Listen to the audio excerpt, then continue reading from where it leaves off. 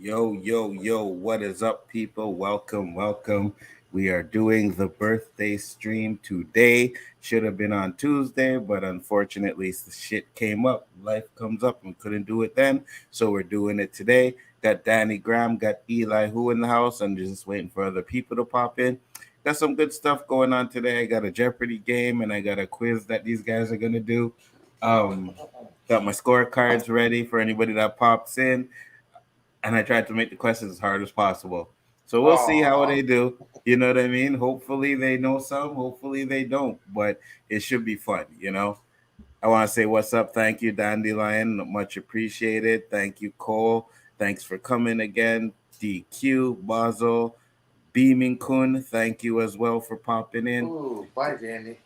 He was driving, so Danny Yeah. will be in here in a short bit. Chris should be on his way. There's some other special guests that should be coming in. We'll see what happens, right? But until then, I guess we'll just. Oh, thank you, Jason Lee. Thank you, Stokes, Samuel. Appreciate it. It's You always a do pleasure. you do realize why Chris is late? Yeah. Of course I know. Oh, 100%. Yeah, exactly. 100%. We know that's why Chris is late.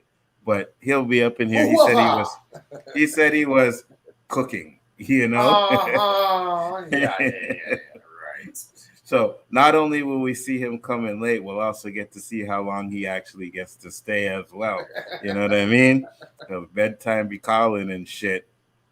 But I do appreciate all you guys for popping in once again. This should be a fun stream. Should get a lot of jokes. Um, and we'll see what I'm happens. stoned and half drunk, half intoxicated. So if you guys know me, I'm a lightweight. This is my third beer already. Though my birthday was on Tuesday, right? Because you did send me a happy birthday on Facebook. It was on Tuesday. I just didn't get to do the birthday stream. So we're doing that today. And yeah, just gonna have some fun. Do a little Jeopardy, do a little quiz that I created, and we'll get to see who knows their movies. And this ain't just no like Marvel and DC stuff. I went back. I tried to find Oh, questions for movies that these guys probably never really seen, don't remember much about. But yeah, it's gonna be fun. that reminds me. There's this little virtual video going around lately. It's called The Alphabet with Arnold Schwarzenegger. Have you seen this? The what? Alphabet with Arnold Schwarzenegger. No, I have not. Oh my gosh, it's hilarious as fuck. I don't want to play it, but you guys basically search for Alphabet with Arnold Schwarzenegger. And A to Z, it's hilarious as shit. Arnold even loved it. Appreciate it again. Like I said, Dandelion, always a pleasure. Thank you for popping in. Glad you could make it. I think this stream will be full of laughs and jokes, and I think there'll be a lot of fun stuff going on here today. So we'll see how that works out. And just be weary that Mr. Graham is driving on his way home, so that's why he keeps popping out. But he's still here, to show support and have some fun tonight. Told you it's the cat's fault. Look at that. I told you it's all the cat's fault. Yeah, well, I guess she wants to celebrate my birthday with me too, eh? uh, Tamika Dunn said, "Happy birthday. Enjoy. Wishing you many blessings on blessings." Thank you very much. Much appreciated. Thank you. No, man, 35. What do you mean 45? No, no, I just turned 35, bro. He's not that old, okay? I'm the oldest For, person here so far. 49 is not in my cards. No, I'm 49. Yes, I turned 49. I'm 1 year away from 50. Getting old, getting old. What do you can do for the big 5-0? What am I going to do for it? Mm-hmm. Cry.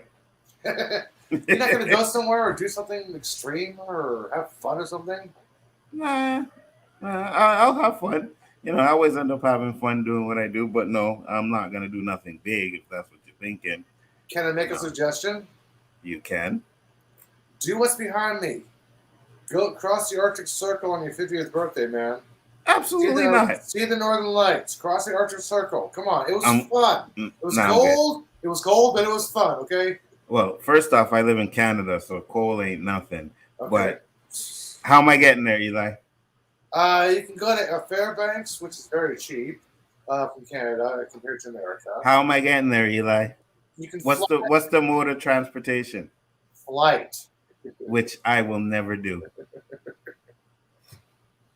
Or you can take a train, okay? You can take a train to Fairbanks. You just muted yourself. So you just pulled the JJ. Actually, no, I didn't mute myself. Cat did. Told you. Excuses. She's over here running all up on me and stuff and just being clingy. Give me 1 second while I put this back in. All right. Should be. I get codes all the time. I can have to get discounts for travel and hotel. Yeah, I'm happy for you. I am absolutely happy for you. Please continue to do what you need to do. I am not getting on a plane. That's not happening. You know, I'd get on a boat. I would do that, but a plane, nah, sir. Okay, take a cruise to Hawaii. Sounds like something interesting, but probably not either. I am keeping my feet on the ground, and I will do something here in Montreal. Spoiler Kings, thank you for popping in. Much appreciated. Thank you for the birthday wishes. It's always a pleasure. We're just waiting for the guests to come in here so we can start the games. Oh, look, my boy K-Dot is in the house. What up, K-Dot? Happy birthday, old man. I'm only 35, brother. I don't know what you're talking about. You wish. I am so glad I'm not the oldest person in the room for once. I am only 35. But yeah, thank you for coming in, man. Appreciate it. So, Actually got some Jeopardy going on with some questions. You know, let me bring it up so that you guys can see at least what kind of categories we got going on in this game. Bring it on. Here we go. I'm going to press start. Enter number of teams now. Okay, so I have to enter the number of teams.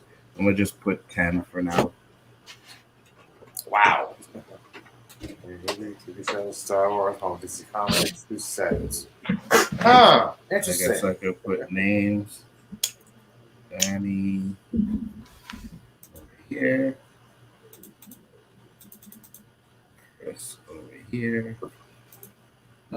Does our response have to be in the form of a question? Absolutely. This is a no joke business. Okay. I had to clarify, make sure, man.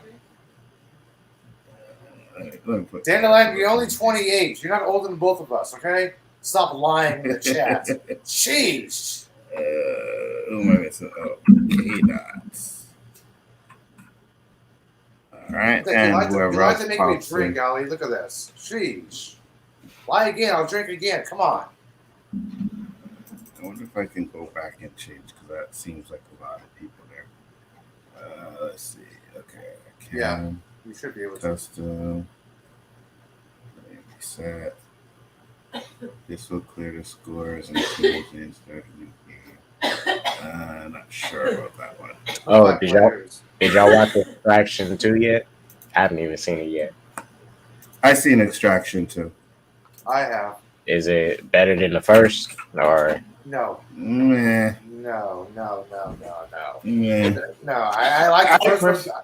The first one was good. It was excellent. The second one, okay, kind of lagged a little bit, but it wasn't as great as the first one. But that 12-minute long shot scene, holy shit! That's how you do a long shot. Chris actually got himself on fire for that scene.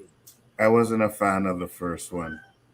The only thing I enjoyed about the second one was the long shot. He actually got him on fire for that scene. I'm like, wow, that's dedication. 52 is still young. I mean, I kind of figured because I like the first one. I don't think it's something amazing. So it was a really good action movie. Yeah, we don't get a lot of action movies like that. Yeah. But I thought, personally, I thought they should have just left it as is because the way they ended his characters, I'm like, how did he even survive what he went through? To literally got shot in the neck and bled out in the water. He should have died from blood loss. Yeah, but you see the half-second flash on his frame, like, okay, yeah, he survived. And Chris confirmed on Twitter, he survived. Then they made a second one, and they explained how he survived. But I'm like, the only thing great about that second one was that 12-minute long shot. That's the only thing great about the movie. I'm sorry. Yeah, because I figured they probably would have done like spin-offs instead of like trying to do a direct sequel of that. But they really didn't set up any characters in the first movie to do spin-offs with. So right. Dan, I said you're weeping about turning 50 next year, but 52 is fine. Yeah, absolutely. Probably because it's me. You know what I mean? That's why I'm complaining. But K-Dots Superman Legacy will be coming out before MSK finishes Superman and Lois. You know what? We're gonna talk about that real quick since Danny's not here and he hasn't seen it yet. But that episode, the last episode of Superman and Lois, was fire. And I hate that better than every MCU show. Dude, it's like boom, boom, let's rock. I'm like, the best incarnation ever. I hate the fact that I have to give this DC show some love. But I give credit where credit is due. Doomsday was fire. I love that. That's not traditionally how Doomsday is done, but as far as how they executed it, they set that up since season 2.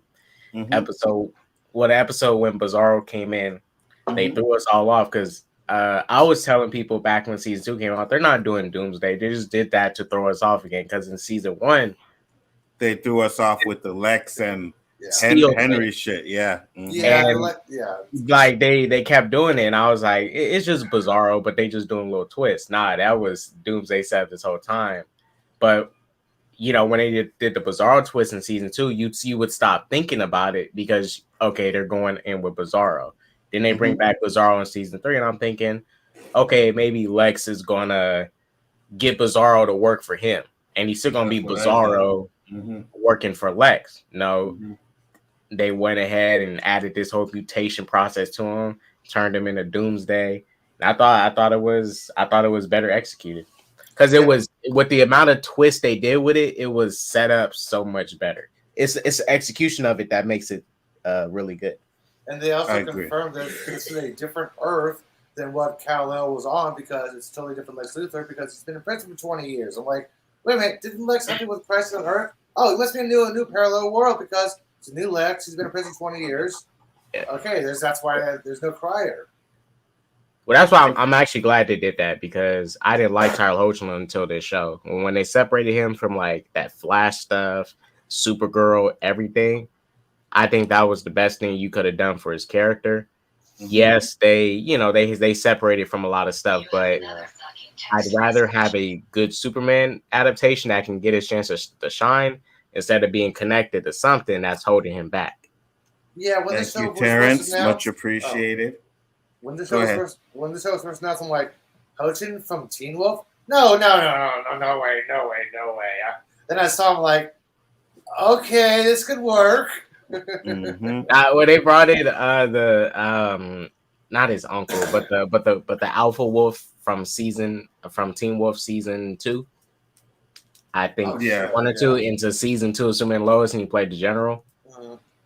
General Line. I think isn't Lois' dad? Didn't he appear in Teen Wolf at some point? I think he did. Season 2, like episode halfway through. Yeah. It's been a while since I've seen it. Sorry, I'm not really a big fan of Teen Wolf. I just watched them. Okay, get on with it. Come on. I actually need to finish up Teen Wolf. I'm only at season 1 and 2 right now. I'm gonna give you the link and get that call. K-Dot, you see that in the chat there? What? Not a fucking strike. In the private chat, there's a buzzard and a code for the Jeopardy. You're gonna use that. I see it. And Cole, I just sent you the link too. I put it in the private chat as well. I'm like, he shut up late. I'll put it right there for him. So as soon as Chris is done cooking, yep. Cole and Danny come in. Oh, Chillmonger is here. What up, Chill?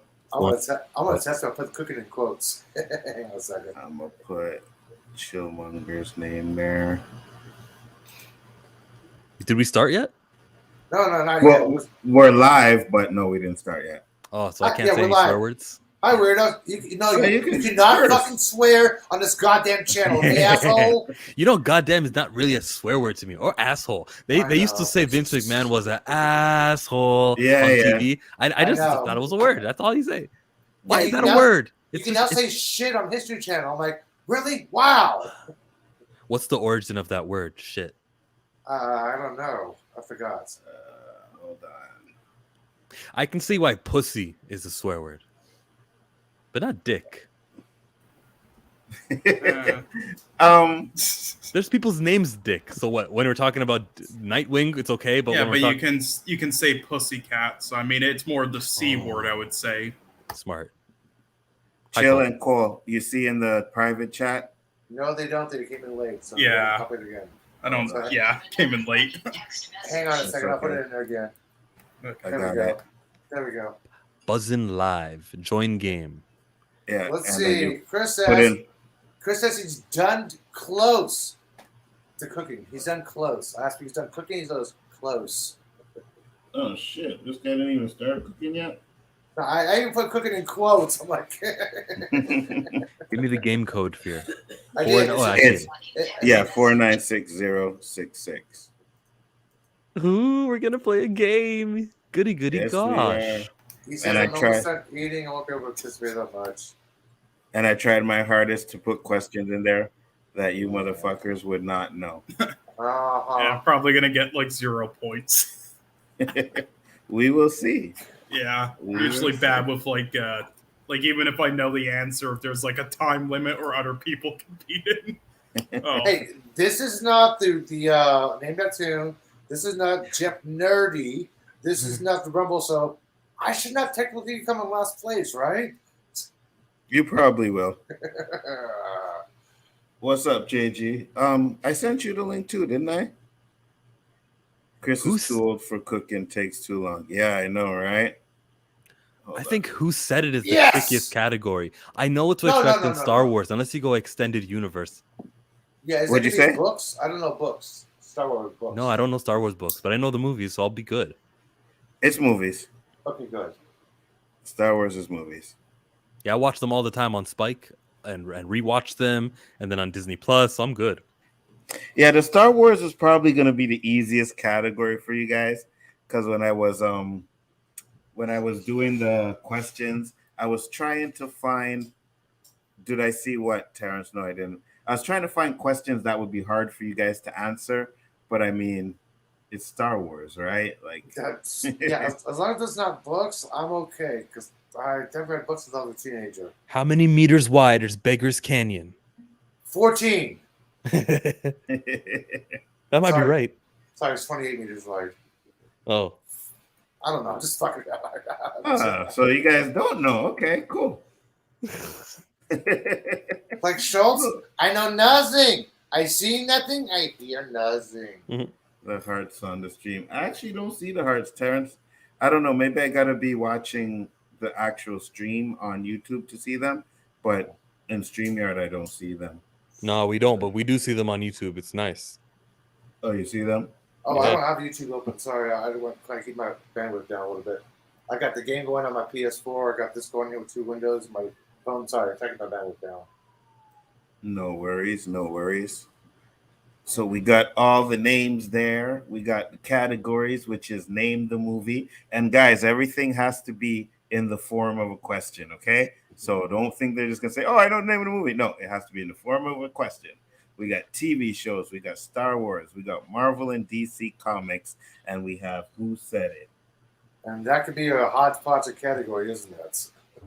Yeah, well, with the Who Said It, I'm willing to take the name of the actor, the name of the character, or the name of the actor, the name of the character who said it, or the name of the movie.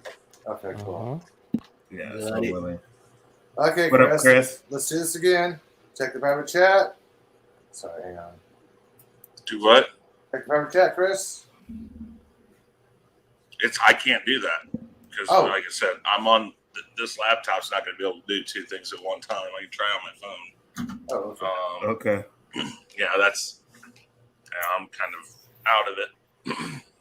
I got you. Let me see if I can do it on my phone. Can you have two tabs on your phone? Because we have the buzzer and Jeopardy on StreamYard, right?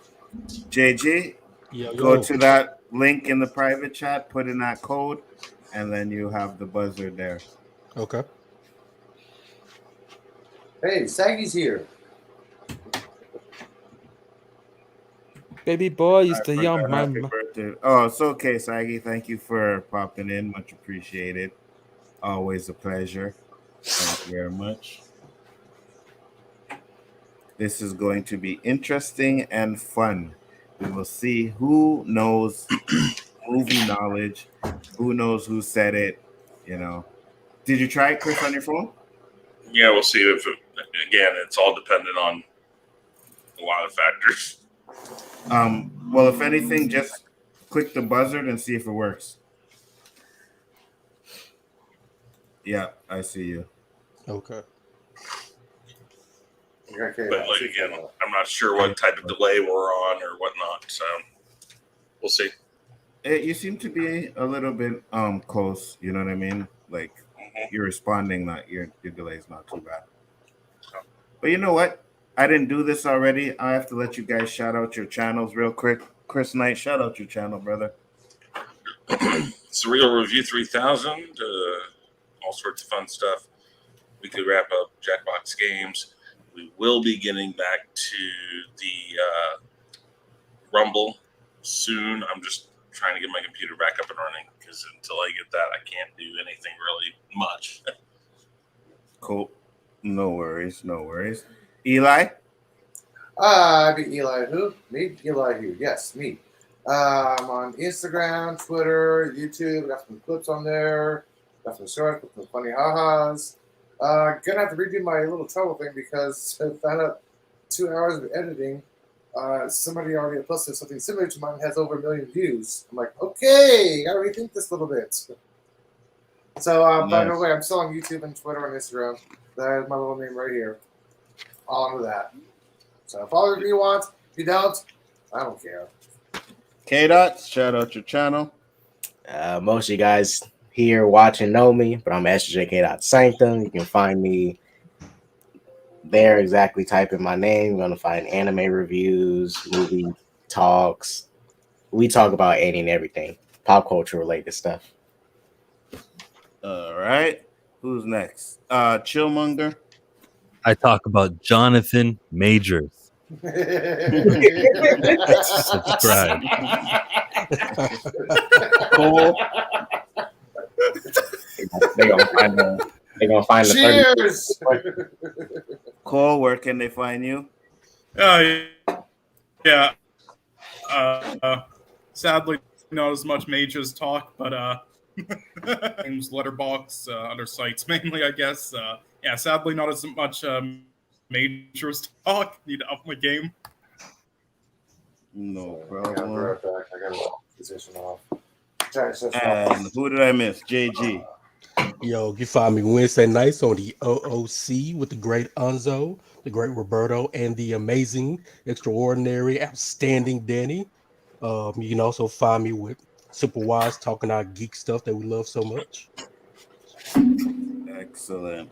And like I said, I appreciate all you guys coming and chilling and hanging out and having some fun with me tonight. And we'll try and get this started as soon as possible and try and have a little bit of fun here. Damn, I should have got a beer when I was out. Well, you still got time. Okay, I'm getting on the beer. And Giant says law, so I'm like, damn.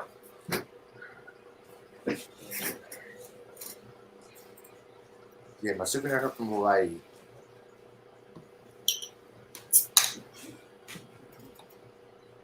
Alrighty. Okay, so thank you again, everybody. Once again, we're talking about Superman and Lois, which I think is fire. I've also been watching The Walking Dead, Dead City, which I think is really good too.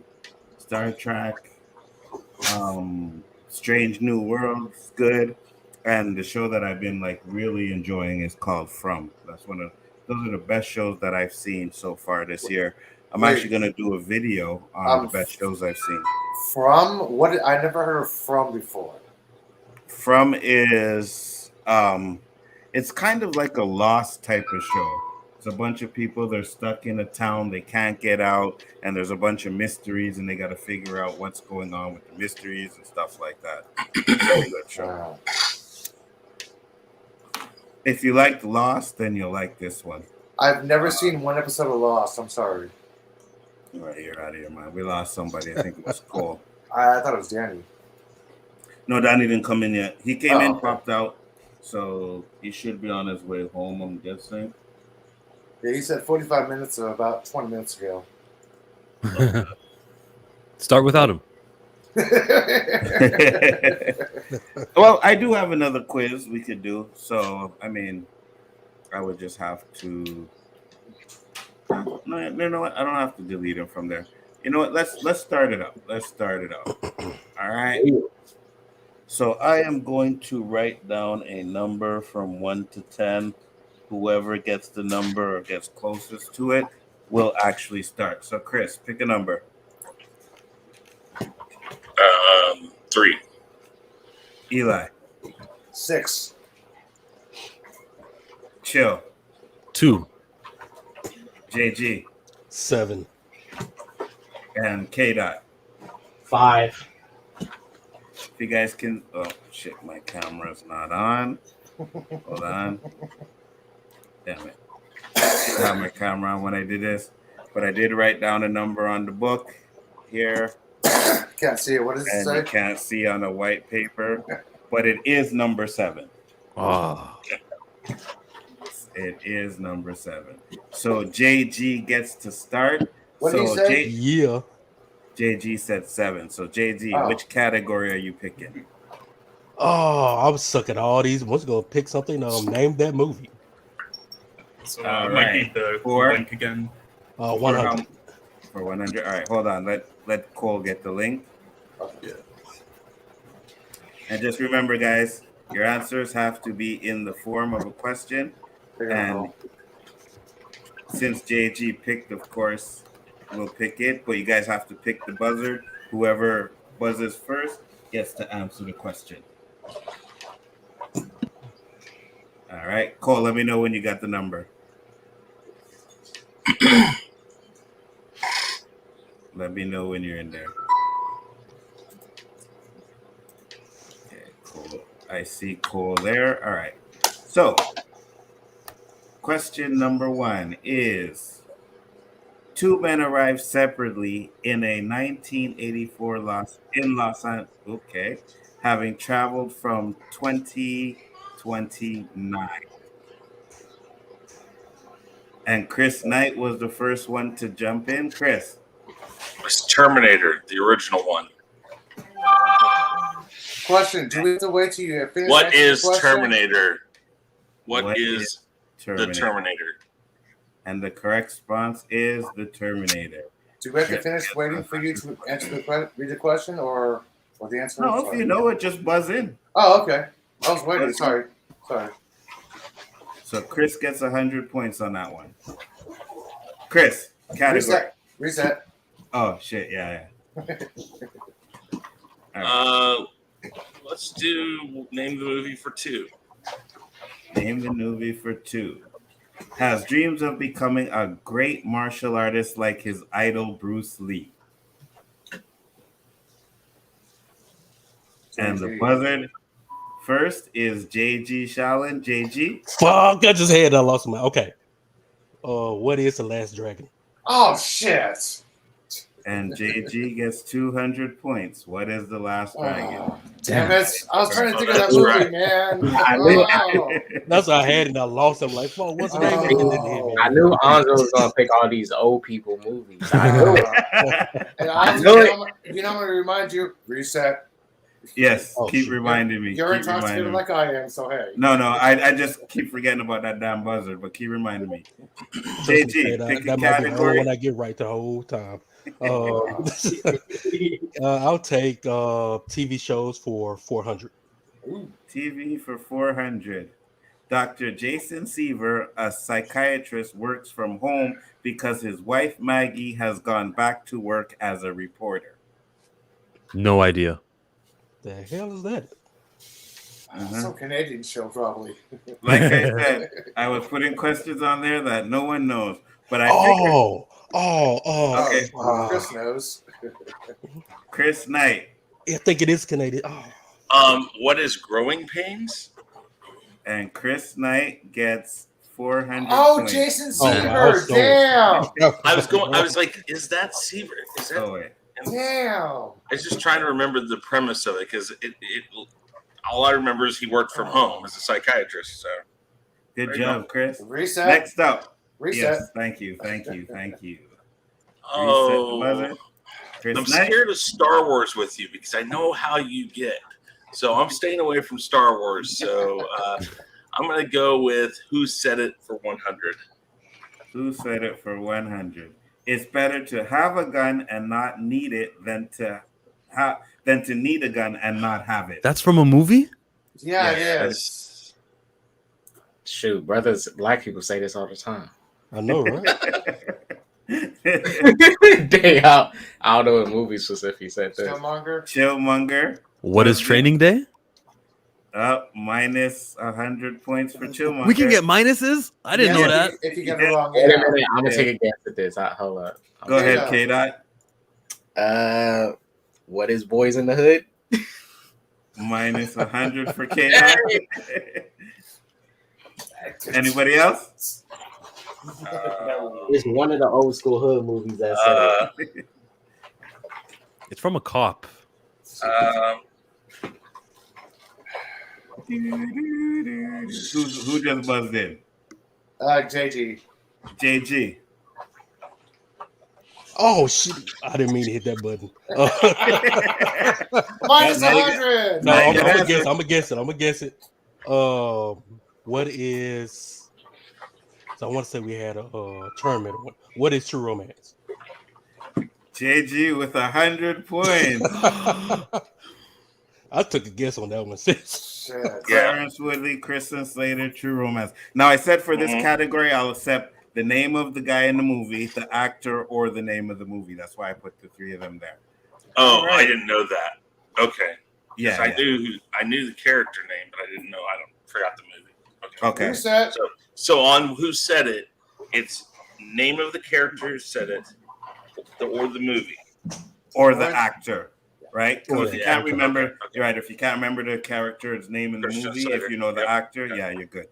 All right, JG. Reset. This dude I named think the GG movie Googled 500. that one. Hey, wait. Let me reset first. At reset. Cool. I think JG Googled that one. What he said? Who said it for 500? I didn't. Name the movie for 500. Name the movie for 500. Oh, Which wrong one? guy. Okay. Oh shit. Oh yeah, put who said it. All right, my bad. But which would be worse, to live as a monster or die as a good man? Fuck. 500 points? I'm not going to risk it. Someone stole this from the Dark Knight.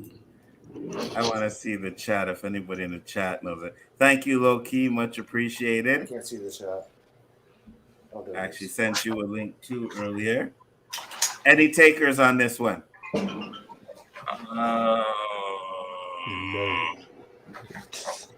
Sounds really familiar. Elihu with the Frankenstein. And that'll Hold be on, wait. Oh, minus 500 for Eli. I had to say fuck it. I'm like, what the hell not? Go ahead, Chris. It's Leonardo DiCaprio. I forget his name. It's Shutter Island. 500. What is Shutter Island? What is Shutter I've Island? never seen that movie. You haven't? What? Never. Yeah, I heard it was Eli really did. good, but I've never seen it. I didn't show the answer. My bad. It's Reset. good. Teddy Daniels, Leonardo DiCaprio, Shutter Island. Chris, you have it. All right. Next up. Go ahead, Chris. Reset. Reset. Oh, shit. Yeah, thank you, Eli. Let's go name the movie for 300.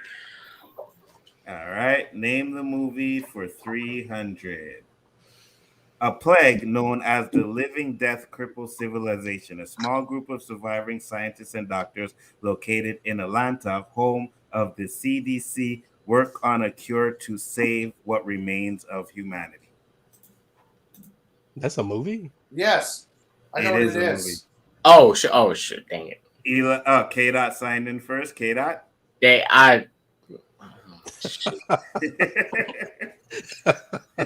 Sounds like the cheap shit. A plague. No. Play. Yeah, I think I know. Oh, this is a TV show. That's what I'm thinking. It's a TV show. This is the Walking Dead. No, low for K-Dot 400, 300. Eli. What is Outbreak? Minus for Oh Eli shit! as well. Damn it. Okay, I thought I knew. Sorry, Chris. Who was that? Chris, go ahead.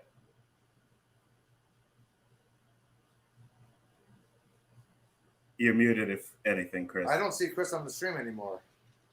Oh, he's not there? No, but he did buzz in, so. Oh, shit. Okay, I see him there. There we go. Yeah, sorry, it kicked me out and my camera went down. And now my mind went blank. Staticky. Oh, crap. Is it? Oh, no, I can't do that. You're a little staticky, Chris. Screw it. World War Z. And Chris What is World War Z? loses on that one as well. Anybody That's else? not it. No. It's, shit. Nobody else? Dude. The correct response is Cyborg. Oh, wow. Who the heck? I've never seen that. Never heard Cyborg, that. the Jean-Claude Van Damme movie. Oh, that's what that movie was about? Oh, wow. Yes. But Oh, Chris no, I'm thinking Universal Soldier. That's probably why. Chris won the last category, so you still get to pick again, Chris. Reset. Yes. Let's go TV shows for 100. TV shows for 100. Ralph Hinckley is a Los Angeles public school substitute teacher of Remedial Education High School during a school. Oh, we have an answer. Chillmonger. Sounds like Meteor Man to me.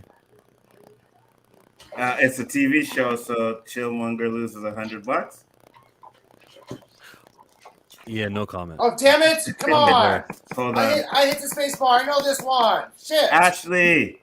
Hello. Shit. What? I know this one. Damn What's it. up, Ashley? Thank you for coming in. It was Chris that buzzed in. Then it was me before you hit reset. It was Chris and then me. Okay, I pressed reset. All right, so Chris, go ahead. It was Chris and me because he knows That the is, answer. what is the greatest American hero? Yeah, that is Hinckley. Like, damn it! 100 points for Chris. It is the greatest American hero. What's up? You know what? Someone pick the Star Wars category because I also got all this stuff that everybody don't be watching. We need questions from 2000 and up. Reset. Yes. Hold on. You know what? Since Ashley is here and Donnie's not, I'm going to put Ashley in Donnie's spot so she can take over for Donnie. What? Yeah. Hi, Ashley. How you doing? Thank you for coming. Hi. Long time no see. Absolutely. And so far, we see the scores. We have, well, since Ashley came in, I won't say it. Chris with 800. Eli with minus 800. K-Dots minus 400. Chill minus 200. Cole 0. And JG with 300 points. Not bad. Chris Knight, you get to pick the category. Reset. I didn't reset. I will reset. Oh, hold on. Ashley. Oh, Someone yeah. said Code. Sorry. You got yeah. Private chat. Sorry. Here it is. Look in the private chat, Ashley. The number is the code for the game. Hit join. Sorry. What am I doing? Go to private chat. Click the go link. to that. Yeah, click the link and then put in the code. When it says join game, that's the code you use. And then if you know the answer, you just buzz, and whoever buzzed first gets to pick. And answer it in the form of a question. You reply it in the form of a question. Goddamn cat. Oh, scratch me. I get me to do extra work on Nzo. Yeah, I know, right? But that's what happens. You gave me the idea to do this because last time you did the quiz, nobody knew shit. So I tried to make a quiz where nobody knew shit.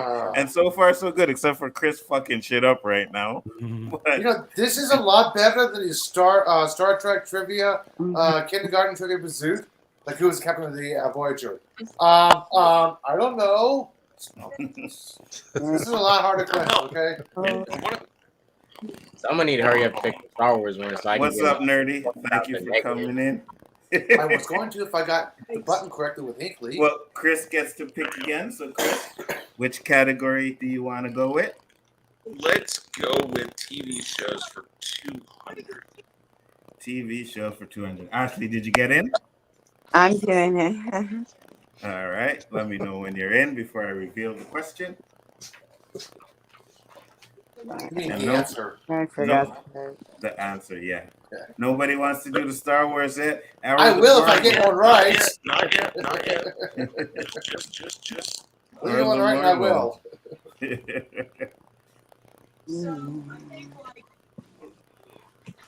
So he said start TV shows. Wait, Ashley's not in there. He said TV shows for 200. Sorry, guys. No problem. All right. Says, I'm in. okay, cool. Clear the buzzer, reset. Thank you. I did. Yeah. Okay, cool. All right. So the question or the answer is the show revolves around an extraterrestrial research expedition hailing from a planet in the Barred Spiral Galaxy on the 𝗙𝗪𝗏 border, attempting to live a normal life as a human. And I bet you that's Chris, right? No, that's Eli. All right, Eli. Is that Roswell?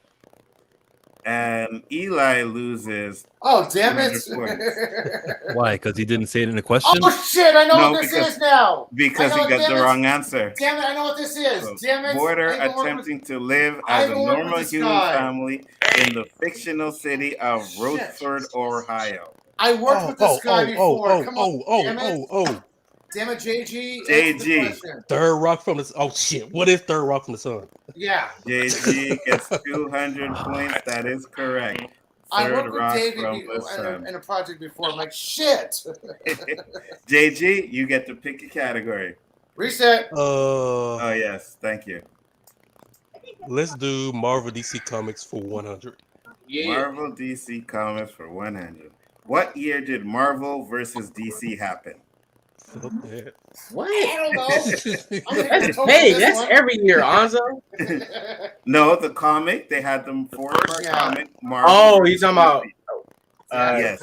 We have to give the exact year, or can we give like the range? Yeah, Wolverine was fighting against Iron Man. Yeah, I remember that. Yeah. I know it was in the 90s. I just can't remember when. Yeah, K-Dot. I would have guessed 2000. Is he in the 90s? It had to be somewhere in the 90s, I think. What is 1994? Stop Googling. No. K-Dot is wrong. Who next? Chris. After the 90s. That's all I know. Quiz. What is 1996? It was the year after I graduated high school. Hold on. I don't think it's 1996. Just to make sure. It's whatever year Tupac passed away. Who just punched in? Chillmonger did that. Chris is incorrect. Chris is incorrect. I'm gonna go with the phone a friend, Tony Robinson, 1999. When is 1999? And Chillmonger gets the points. That is correct. Good correction. Oh no, it's 96. No. Oh, oh nobody gets points. Damn it. It was the year after I graduated. Yeah, that was Chris. Chris in 96. All right, Chris was right. Yeah. So you double my points that you took away. Yeah, I did. I took it away, added, and it adds the right amount. Go ahead, Chris. You get to pick. Reset. Reset. Yes. Let's do Let's see exactly where you go with this. Star Wars for 100. What was Galen Erso's nickname for? Chris. All right, Chris. Oh my gosh. Just give him the win. Go ahead, Chris. What is Stardust? And Chris gets 100 points. That is correct. Stardust. Reset. Why are you wait? Time out. I gotta call Nzo out for this. He hates What? that movie. Hey, I told you I was trying to put questions in there that I didn't think people know the answer to. Dude, that's great. Nzo, that is definitely not a 100 surprised question. that's the first one. Actually, that was a $100 question. Yeah. That's like at least a $400, $500 question. No. If Guess this what? is the 100, I'm afraid to see what the 400 is. The whole movie's Hey, based we got around a super that sticker. alone. Cool.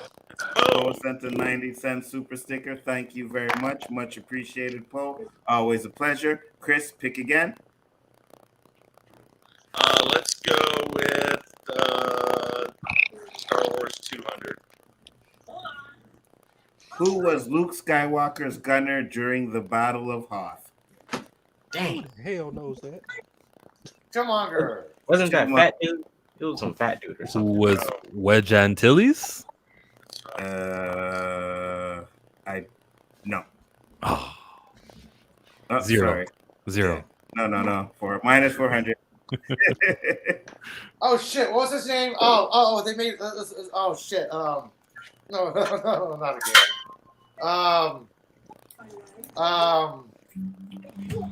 Who was it? I did.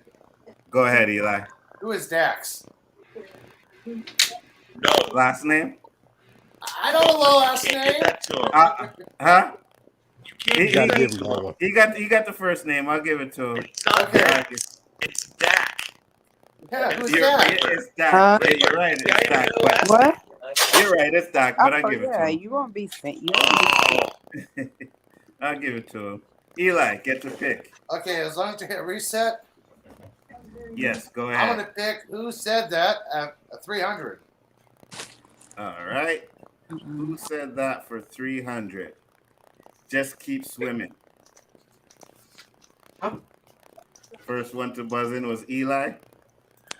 What the hell is Ellen DeGeneres' character's name? 5, 4, 3. Whatever who Ellen DeGeneres' character's name in the Finding Nemo's game. He doesn't know it. You need to get the name.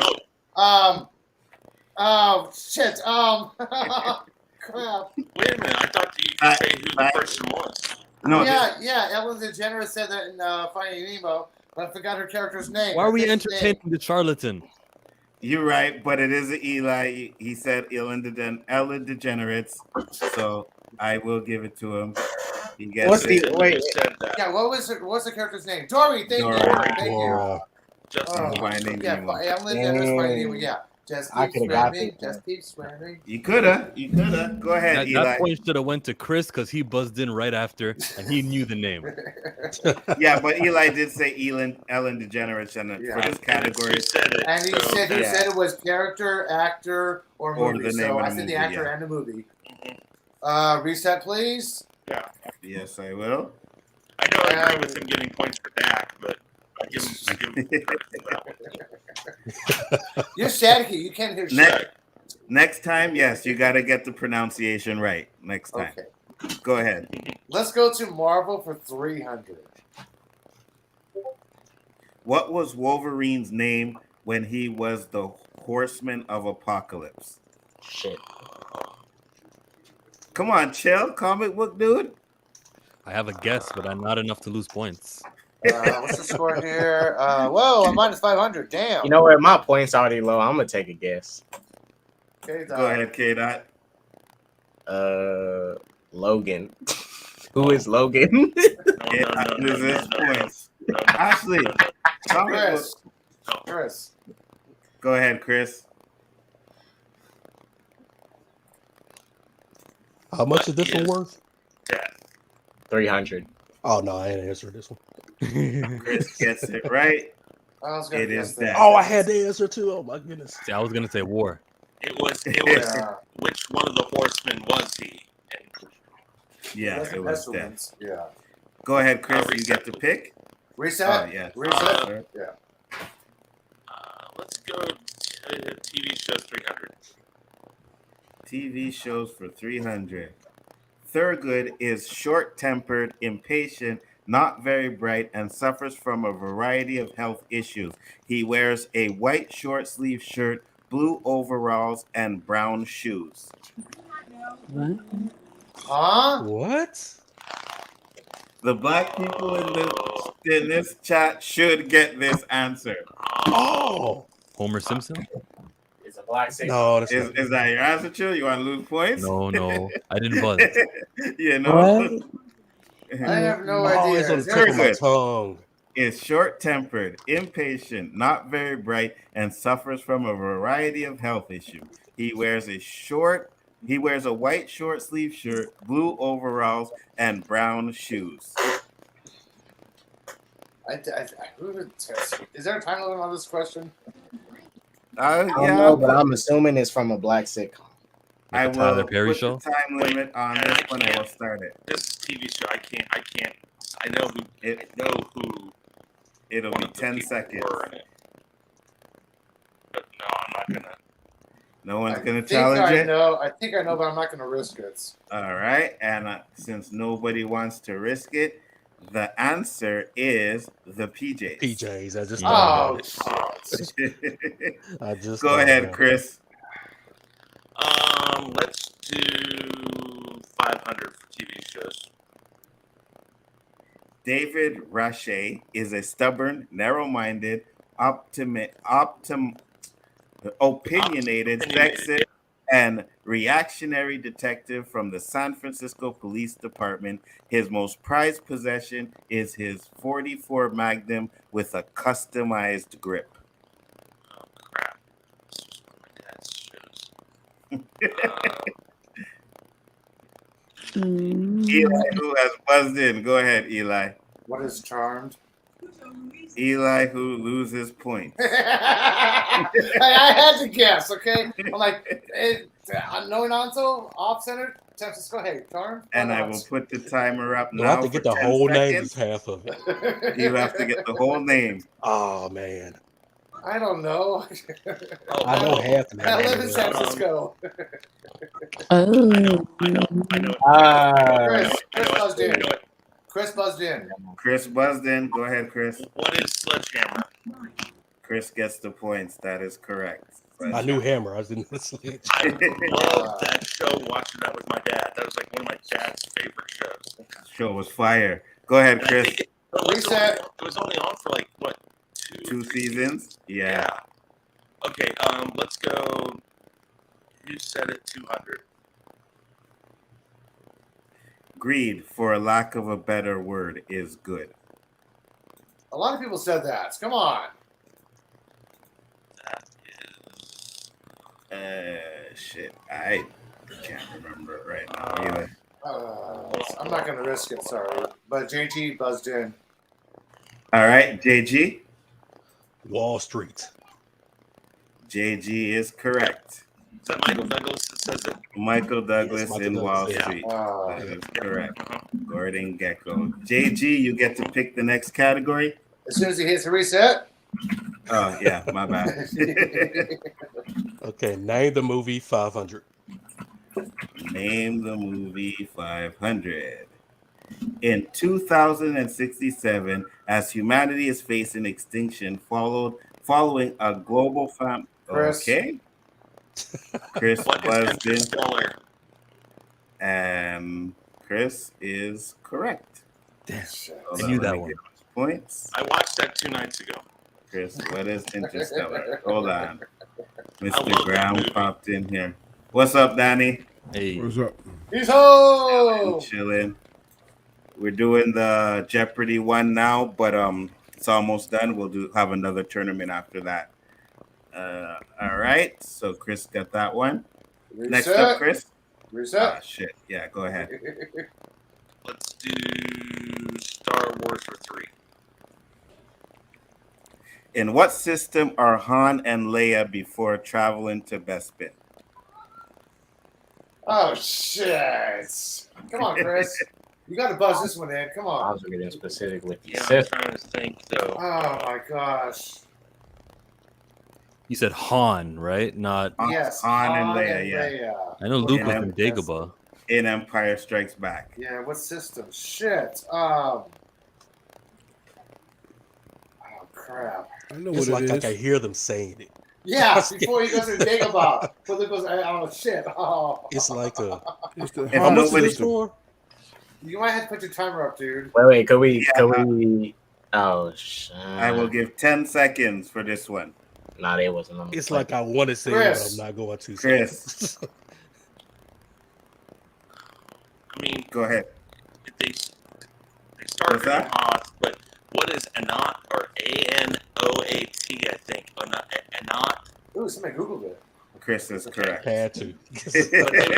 But they were also in Hoth. That's the thing. It's like they started in Hoth, and the whole thing goes throughout. But the question is right before they Before go they to go. that, right? So Oh, Yeah, because Chris went to Dagobah and they went to that system. Yeah. go ahead, Chris. Reset. Oh yeah, my bad. Go ahead, Chris. Who said it for 4? Who said it for 400? Somebody. We're going streaking. Shit. Oh. Was that You guys easy? are fast. Oh. Yes, that was easy. That Eli? was me. That was Will Ferrell. Yes. In what that movie? is- Old school. Yes. I that had it is like correct. yeah, Frank I thought Richards, I- Real Scarrow, and I Old thought I School. got you. I thought I got you guys too.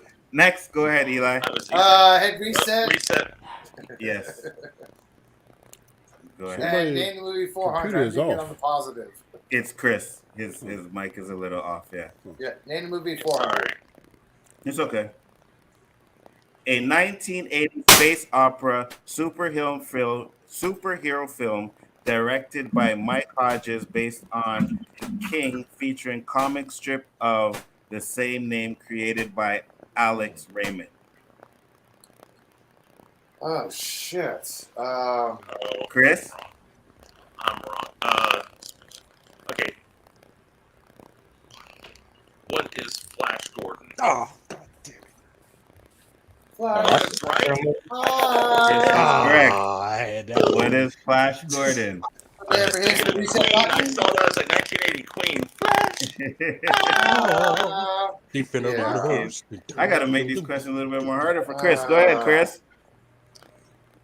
Marvel DC2. Where did Green Lantern first appear in? Oh.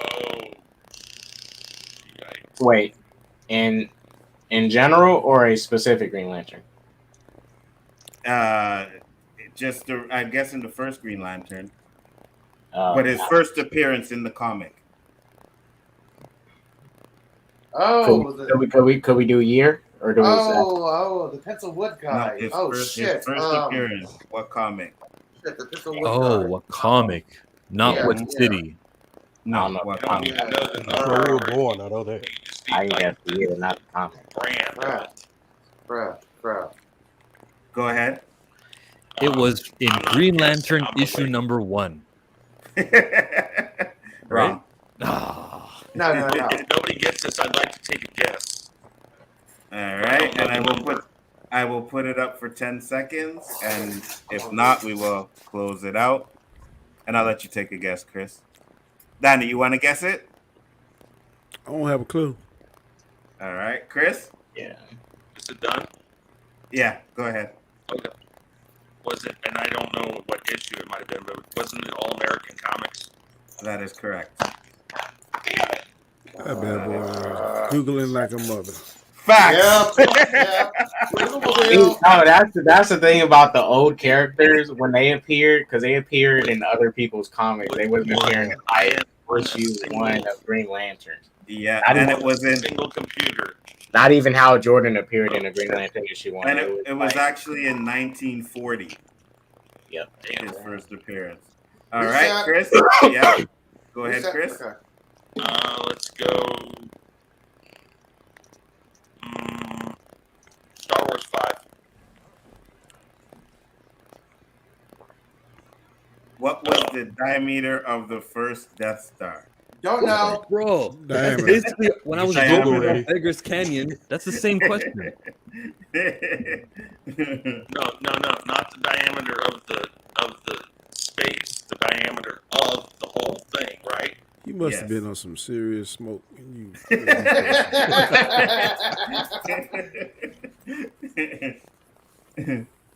Anybody? Nobody? No, I don't know. Tyler? All right, we'll put the timer up for 10 seconds. The original Death Star. Do they even say that in the movie? I don't know. I just know I got it online, and I was like, this seems like a good question. And the answer, since nobody gets it, go ahead. Well, can I guess? I'll Yeah, say yeah. 150 miles. 120 kilometers. Wow. In miles? No idea. I don't like doing that right now. But since you were the last one, Chris, we'll go 400. Star Wars for 400. Which bounty hunter was trying to capture Han when Greedo first arrived?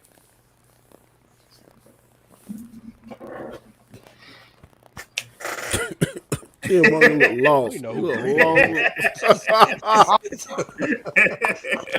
You had a name? It was. Oh my god. I'm just confused by this, I think. Why? Oh my. This was a question that I got the question online, so. I didn't say you didn't. I just I want to say it's a trick question, but I'm going to sit out because I don't want to lose my points because I'm leading it. Well, I'm greedy like that. So put the timer up for 10 seconds. Oh, wait till we get to the other one. If you guys think these are bad, wait till you get to the other one. And the correct response is 𝗙𝗧𝗔𝗟. Okay. Never heard of him. Where I was going with it. Who?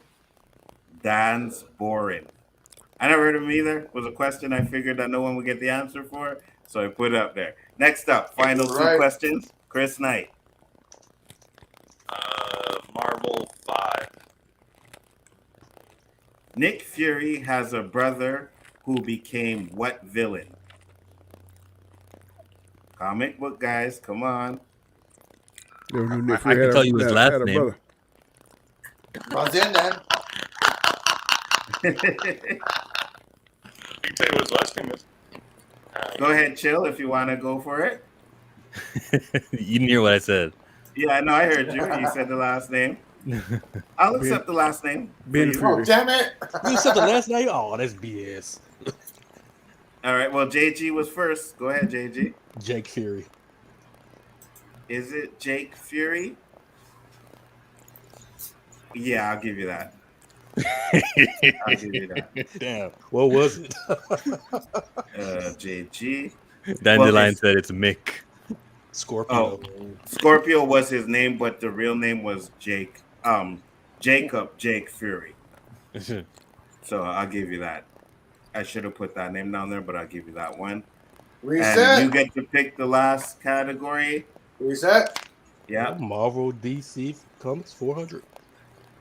And the last one. Who was the first? Yeah, I know. I'm gonna have to. You want to go first? All right, no problem. Who was the first Superman? Who was the first super villain in Superman? So, just buzzed first just because there's no losing. I'm going to go with General Zod. No. Can I retake that? Because I didn't finish the word. Yeah. I'm going to say Lex Luthor. And Chillmonger is wrong. Damn. Wait. You're talking about the first movie, right? No, this is comic books. Okay, so first. Elihu-Who? So that's very vague. Hold up. Who is a Wait. You're talking about the very, very first Superman comic, right? I'm talking about the very first super villain in Superman. No, that is who is Toy Man. And Elihu loses points. Good. How does it feel? Normal. K-Dot? I'm going to take a guess.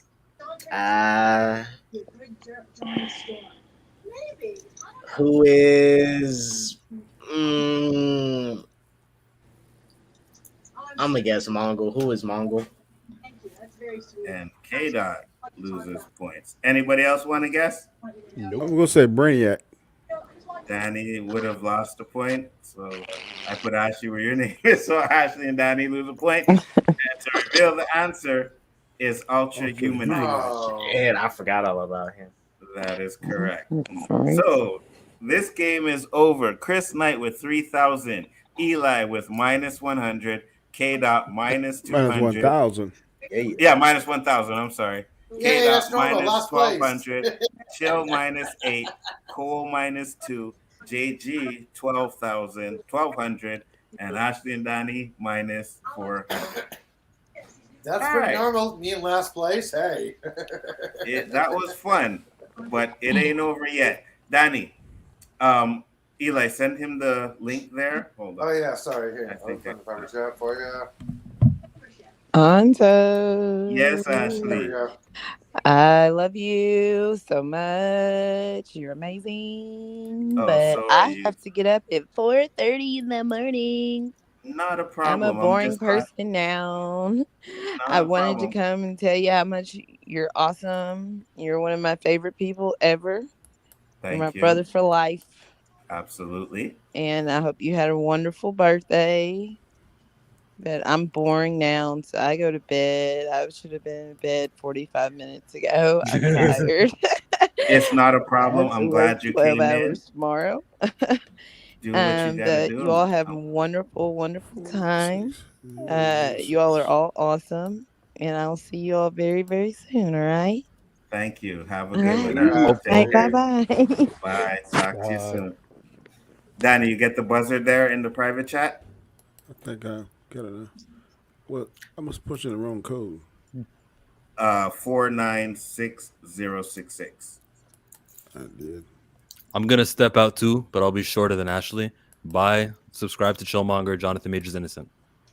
No problem. Take care, Chill. Thank you for popping in. Much appreciated. It says currently full. You should be fine now. Try again. I'll be hopping off in about 5 minutes. I gotta get ready for work. Yeah, I'll no be watching on problem. the chat though. No problem. Work. That four-letter word. Okay, all right. Has anyone started Secret Invasion yet? I ain't started yet. I wait until all the episodes come out. Yeah. It's not bad. It's not bad. Can It's you get only in that? 6 episodes, right? Not yet. 6. Yeah, it's only 6 episodes, but this is the second one that just came up today. Yes. Yesterday? Second one. Yeah. The third trailer has dropped. It said it's full. I'm just waiting until all the episodes come out. All right, hold on. So I'm gonna end it. Yes, and then I'm gonna put a new one in there. Okay. All right. Okay. I'll put the code in the private chat for you guys. And yeah, you're right. I was having fun with the questions. You know, I got to make them a little bit harder because Chris knew some of the answers. Way too many of them. But yeah, the new code is there in the private chat, guys. You went to the Google Mobile. What do you expect? I did. I did. I did. You said Chris went to Google Mobile. No, I did. Oh, Chris left too as well? Yeah. He said he couldn't stay for long. I got you. I got it. All right. You all in? Yep. Hold on 1 second. Yeah, you all have to sign into the new one. Oh yeah, I'm in. All right, you guys. I'm about to get ready to bounce. Thanks for having me on, Anzo. Happy birthday. Thank you. Thank you for coming. Much appreciated. So is it bouncing to the ounce? Wow. Yeah, something like that. All right. So I will share the next quiz here. Right here. Question number 1 is, the code in the matrix comes from what food recipe? And there are multiple choices. That was easy. Elihu came in first. Eli? I'm going to let you all pick on this one. Oh, that's easy. Sushi. Eli said sushi. Danny? Well, I'm thinking stir fry. All right. Is that your answer, Danny? I guess I go with sushi. And JG? I don't know, but I'm just gonna guess dumplings. All right. And the answer is You have another fucking text message. sushi. Oh wow. Sushi is the correct answer. So Eli gets out 10 points each, so 10 points. You're gonna hit reset. By the way, Chris had computer kicked him out. He's trying to get back up. Oh, okay. Okay. So then we'll wait for Chris for the next question. And that way I can shoot out Danny while we're doing this. Shout out your channel, brother. Upcoming chat, you can find me on Monday nights on our channel, Chaos Central. The upcoming Monday will be my night, first Monday of the month.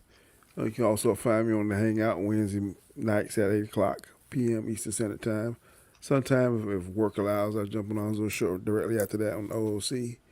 And then on Sunday nights, you can find me on Storms Live. And earlier before then, you can find me on the Roundtable, the Secret Invasion Roundtable.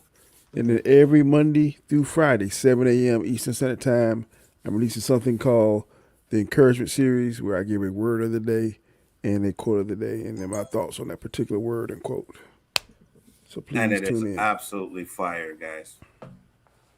Thank you, sir. Appreciate it. And if you do not hit that bell, you don't not know when Comic Channel is going to post its inspirational videos. It may be 9 o'clock in the morning or 11:30 in the morning or 1 o'clock in the afternoon. Hit that bell. It's going to be 7. Well, hey, I'm giving you 2 different times, man.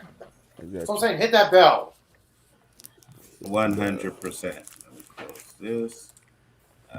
Reset the buzzers because JG just linked in. So we'll just go to the next one and we'll wait for Chris will come in as always. What is the name of Meatloaf's character in the Rocky Horror Picture Show? Damn it, I haven't been to a show in a while. I forgot. Buzzed in was JG and Danny. JG first. Yes, I'm going to say Eddie. JG said Eddie. Danny? I'm going to say Al. Danny said Al. Oh, crap, it might have been Al. And the answer is Eddie. Oh, yeah, Eddie. So I had no clue. JG It gets looked 10 points. girlyish to me. Even watch. I never seen it either, to be honest with you. Reset. Reset the buzzard. Next question is, holy cow.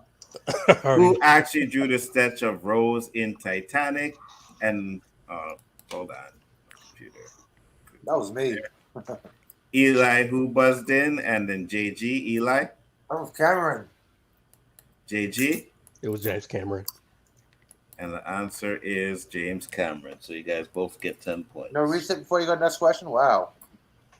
Yes, I will reset it. Clear, reset. There we go.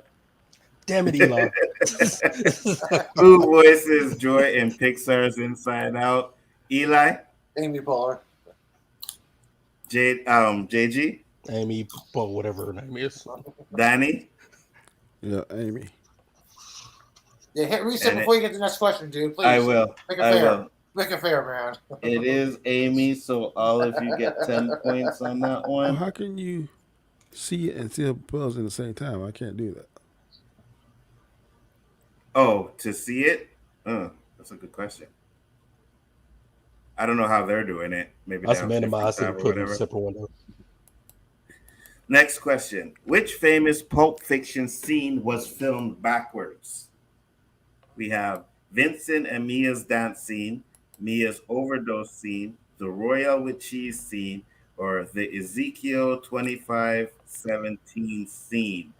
First up is Eli. JG. Go ahead. Overdose. JG.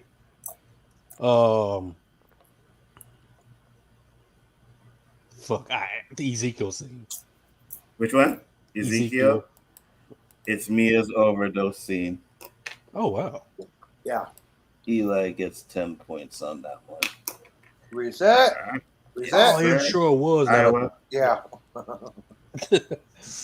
Next question is, what year was the first shit. Die Hard movie released? Shit, Chris? I forgot. I'm not going to buzz it. Danny. I want to say 86. Danny said 86. Who else? JG? 88. I'm going to let Danny have this one. JG said 88. Eli, you going in?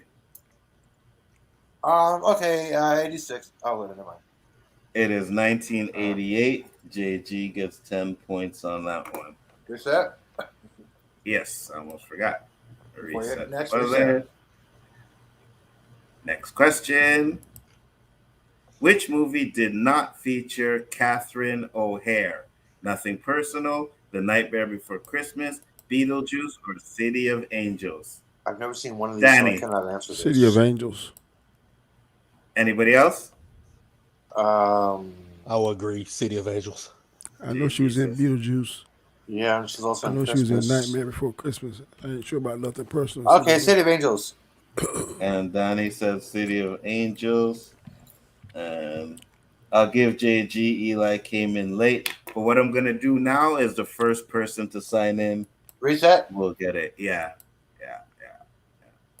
Because guys are just copying each other. Like, hey, Daddy said it, let me copy it. So it'll be the first person. Next question.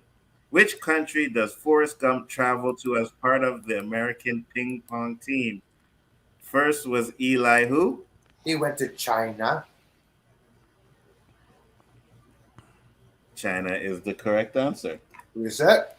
Elihu gets 10 points. Yes, I will. Next up. Who was the first black person to win an Oscar? Damn it, Danny. Danny, go ahead. Sidney Poitier. Yeah. Is that your final answer, Danny? It's the correct answer. I think it's either him or Hattie. All right. And you're going with? I'm going to go with Hattie. It is Hattie McDaniels. You're lucky. Oh, damn it. She played the gun with the win. Yeah. Yes. Reset. Yeah. Reset. Yeah. Yep, I got it.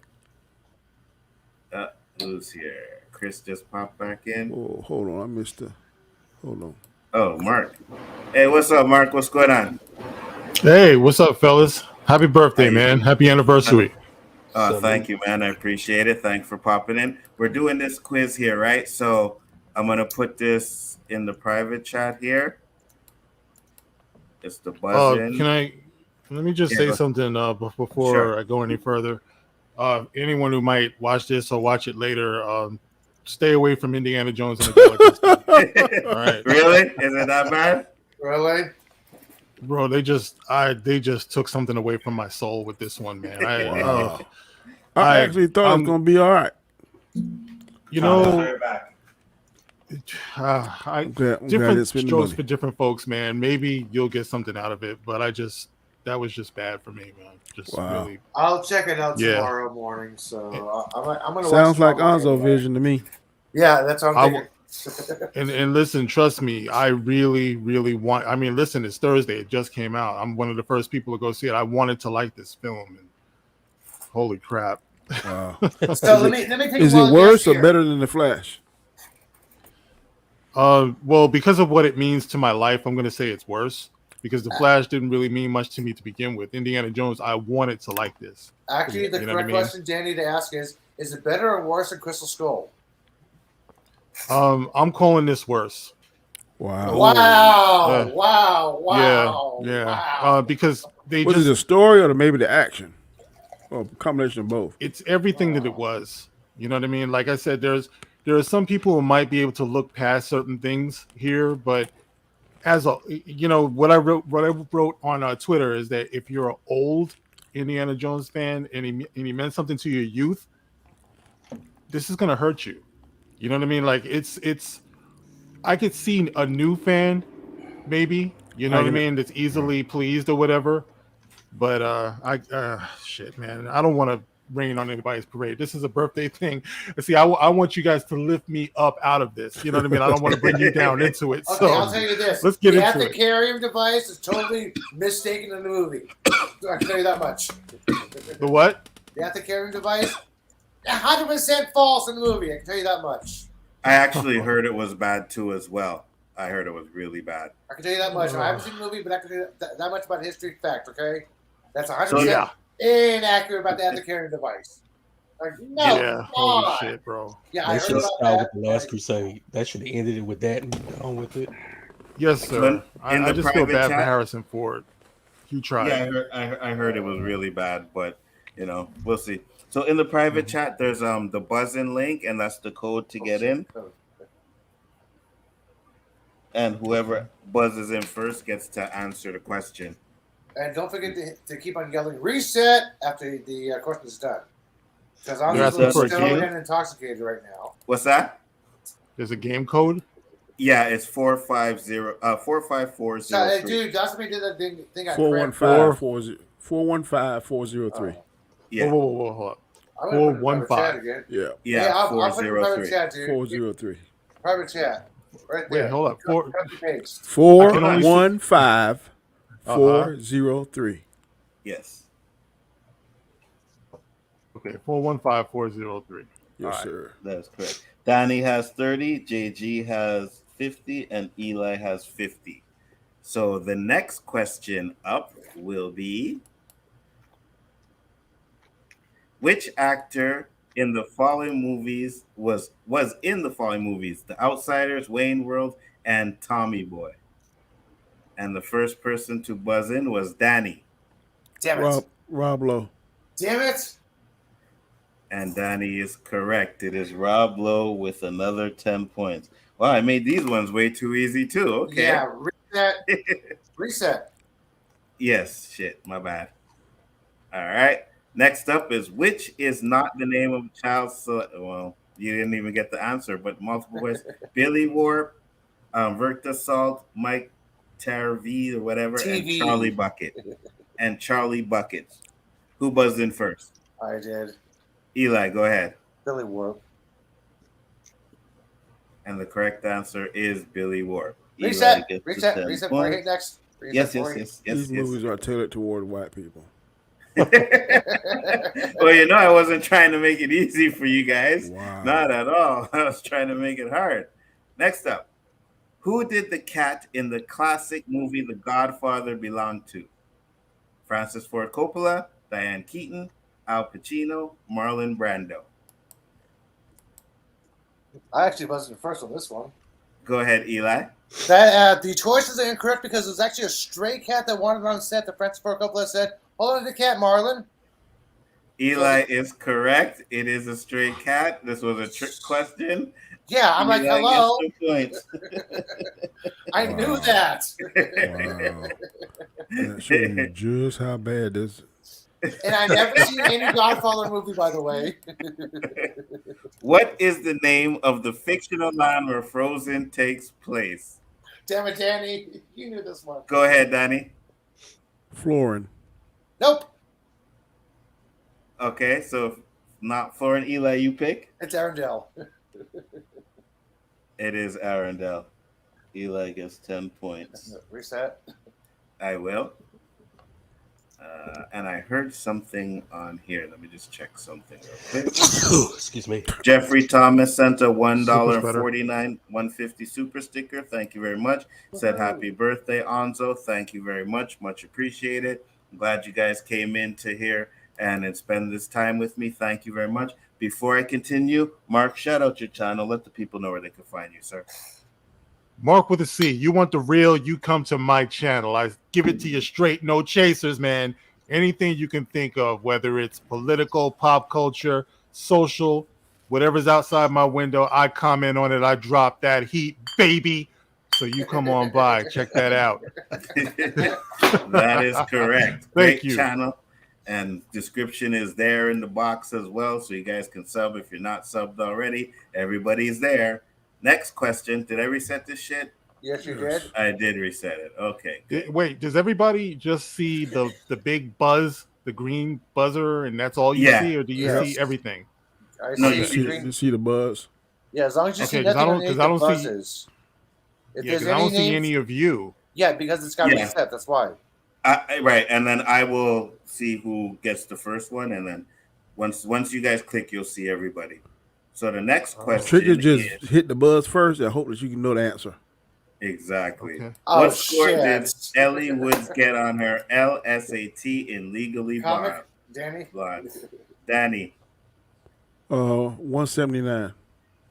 Danny said 179. And the answer is 179. How the fuck did you know that, Danny? Yeah, wow. Because the logical thing is Legally Blonde supposed to be dumb, so she got the high score on the thing. Oh, Okay, good okay. job. Okay, good. Sound reasoning. Yes. You Reset. know? Reset. Yes, sir. Reset the buzzard. Good logic, Danny. Next question is, which movie is the famous line, "I wish I knew how to quit you" from? The first one is Danny. I think that's The Notebook. It is not. Who was next? It was Brokeback. Eli. Wow. It was Brokeback. That is correct. It was Brokeback Ooh. Mountain. I would have never guessed that, buddy. I know. Even if I knew it, I wouldn't say that. That's why I put it there. How about reset? Yes. My bad. Next up, what was the top grossing movie of 2014? Jesus. Danny signed it in real quick. Those are the lists, Danny. I'm gonna say The Hunger Games, Mockingjay. Danny is absolutely wrong on that one. Next up is JG. If you're speaking, JG, you are muted. My bad. Lego movie. JG is wrong. Oh, Next wow. is the winner, Mark. I'm gonna... Guardians. He is correct. It is Guardians of the Galaxy. Wow. Reset. Yes. Good job. All right. Next question is, how old was Stockard Channing when she played high school student Rizzo in Grease? 27, 33, 35, or 20? And the first one is Danny. I'm gonna say 33. Danny said 33. Shit, I don't remember the answer to this, so I'm gonna let everyone else go. But if Danny gets it right, then he'll get the points. So who is next? Me. Eli. She was 27. Eli said 27. Mark. She looked about 45, so I'm going to say 35, whatever the oldest one is here. And JG. I will concur because she's one of the oldest looking high schoolers I've ever seen in a movie. So 35. The answer is 33. Danny gets the What? Oh, damn. Okay, time to reset. She lied about her age. Grease is one of Danny's favorite movies, so Negative. of course he knows that one. Never saw it. I love Grease. All right. Next question is, what item is in every Fight Club scene? A Coca-Cola can, a Starbucks cup, a Dunkin' Donuts, and a Pepsi bottle. Danny. A Starbucks cup. Danny is correct. It is a Starbucks cup. Wow. Danny make it on a roll. I think Danny just buzzing it and hope he gets the answer right. That is correct. That is my strategy. Oh my gosh. Reset on that one. Yes, sir. I will. Next question is, some of the velociraptors in Jurassic Park. Oh, damn it, I know this one. Which animals mating? Damn it. So, Danny, I'm sure you buzzed in first. No, actually, it was JG. JG. Oh, I don't freaking know. I do. All right, noises Jurassic Park XD. So JG don't know. Next I'm up gonna was- guess. I'm gonna guess. Freaking.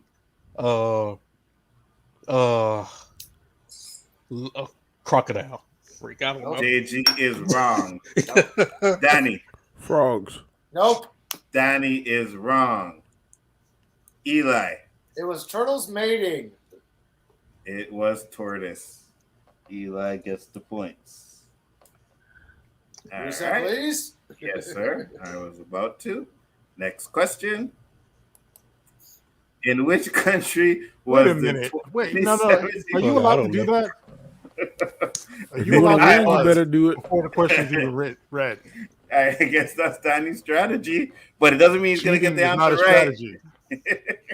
You don't. In what country was 2017 movie Called Me by Your Name filmed? France, Italy, Greece, or Morocco? Jesus Danny. Christ. I'm going Morocco. I have no earthly idea. Morocco is not correct, I believe, but I will let JG go. I'm gonna take a guess and say Italy. Nope. Italy is wrong again, I believe. Yep, because the correct Eli? answer is Greece.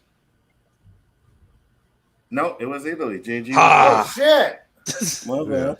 You said with such confidence, and you know what the heck you talking about. Hey, I'm a good poker player, okay? JG got it. All right, guys. Next question is: which two movies started from the same script? Star Wars, Close Encounters of the Third Kind, E.T. and Poltergeist, The Goonies and Indiana Jones, Jurassic Park, and The Land Before Time. Wow. Mark, go ahead. I'm gonna say E.T. No, wait a minute. Hold up. Wow. Jurassic Park and The Land Before Time. You are absolutely incorrect. Oh God. Danny? I'm gonna say the Goonies and Indiana Jones. Shit. God damn. Damn it. Danny is incorrect. Oh, really? That is correct. So I guess Eli. So I guess it was Star Wars and Close Encounters.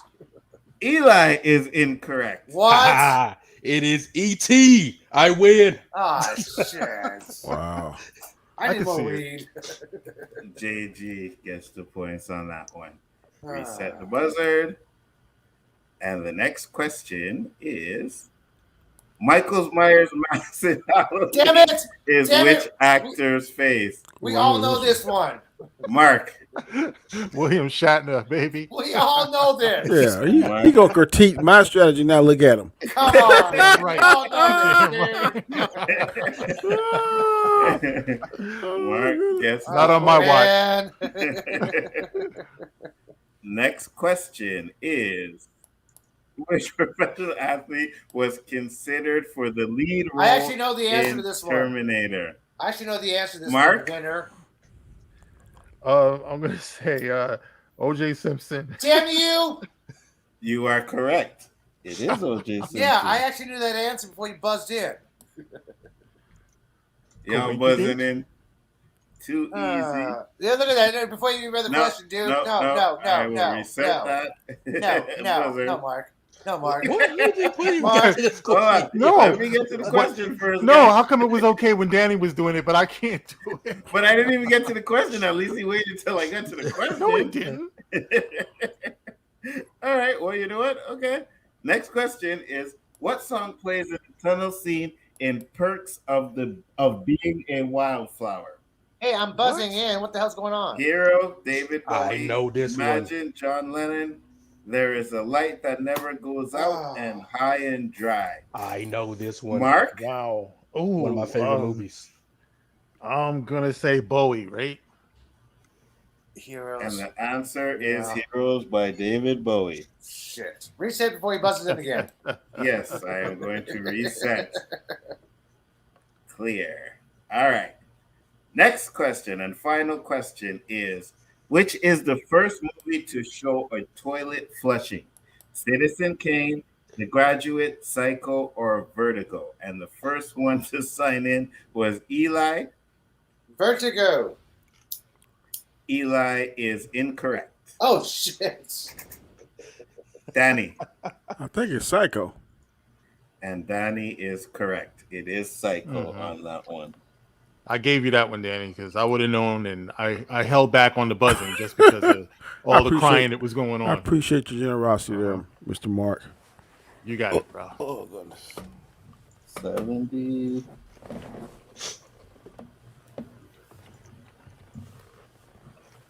And Mark came in and had 40 points. JG had 70. Danny had 80. And the winner, who got the most answers in this tournament, was Elihu. Woo! Wow! Oh my gosh! First time you even won something. You really like me? Oh my gosh! I won something! Wow! Hey, Chris is not here to witness this. I actually won something. Wow! Yeah, unfortunately, I think I made the questions too easy, so I'm gonna have to make them a little bit harder next time. This second round was really easy questions, man. I guess so, right? Be quiet. Yeah, moderate. They were easier than Jeopardy's. Yeah, the Jeopardy was fun. But again, I thank you guys for coming in. Much appreciated. And like Mark said, do not go see Indiana Jones. Oh my gosh. Mark just calls that organization to lose $10 of my money because I'm not going. I'm By not the going way, either. Dandelion has a good question. I'm not sure, but I haven't heard any horns yet, so trumpets. You were gonna say, Mark? I was just saying, don't spend money. I mean, it'll just hurt you, man. You know, I can it's wait till like it come out Indiana on Jones. I streaming. love Indiana Jones. You know, it's just. Well, was he good, or in the movie suffered, or was he equally bad too? Was it just It's a just bad a- script? It was a bad script, and it was probably a story that didn't need to be told. I mean, do you really want to see your heroes ancient? You know, like not at the height of their powers. If you fell in love with them a certain way, do Yeah, you 'cause I really thought- want to see them in decline? I thought they I'm sorry, but deep faded him. They didn't do that. I'm sorry, but the best part of Indiana declining was the funniest part was Crystal Skulls when he flipped that whip and misjudged the truck. That was funny and on par, okay, for an old indie. I love that scene as an old indie, okay, but does it actually match up to this kind of scene hilarity, actually parody to the actual aging indie, or is it actually kind of a trope on the young indie as in an old body? Yeah, it was just bad. It wasn't that. It wasn't like a Crystal Skull type old indie. This was just fresh out of the retirement home indie, not knowing where he was. Like he needs to go sit down someplace. Somebody has to come and get him. And sit. This was Joe Biden type indie. Wow. You know what I mean? Where you just want to be like, why are you out there, man? Why did they even let? You know? Why did he even let them do that to him? There's no way. Because he loves the talks, character, man. I guess. God. I don't know. Is this like a passing of the torch kind of thing, or is this it? No, that was supposed to be It Charlie could- LeBeau, the passing of the torch to Shyla. But I Yeah, don't think well, they did that, right? you know what the deal is with him in this one. I mean, it's not really a spoiler. They told everybody why he's not in it. But yeah, it was just They bad. killed him bro. off, didn't they? Yeah. The explanation is he died going off to war. Yeah, Yeah. Oh my god. he died in Vietnam. Yeah. Yeah, Wait, Shia LaBeouf and because How many hours is it? and he did it despite Indy, because I think Indy didn't want him to go, but he did it despite him. And then Marion blames him for not stopping him, so that's the reason why they're split up. You know, so it was just it was a depressing scenario. You know what I mean? And then they had what's her name, Phoebe Waller-Bridge in there, and she was trying to steal the show, and it just didn't work for me at all. Like I said, you guys, maybe you want to give it a try, but damn it, don't spend your money on it. Find some other way. No, I will pass. Buy Chris some and I Applebee's. came in right at. You came in right at the end. Eli won the questionnaire. Yeah, I actually won something for once. Only because I couldn't get back on, but that's all right. I said this is not the Rumble. This is not named their tune, so I should have a chance of winning something. I'll definitely do the Jeopardy again. Once again, that was fun. The questions were a little bit hoping too I easy, can- but the Jeopardy was good. I'm hoping I have everything that I need tomorrow and have it up and running, hopefully by the end of this weekend. I'm sorry, sanity takes a while to get, so you're not gonna have that. Well, again, thank you very much, Mr. Jones. Thank you very much for that. I appreciate it once again, and I appreciate all you guys for popping in. I got no more games. The 2 games I had were done, so we will be closing it up. I will let you guys shout out your channels. I'll start off with Mark. Shout out your channel, sir.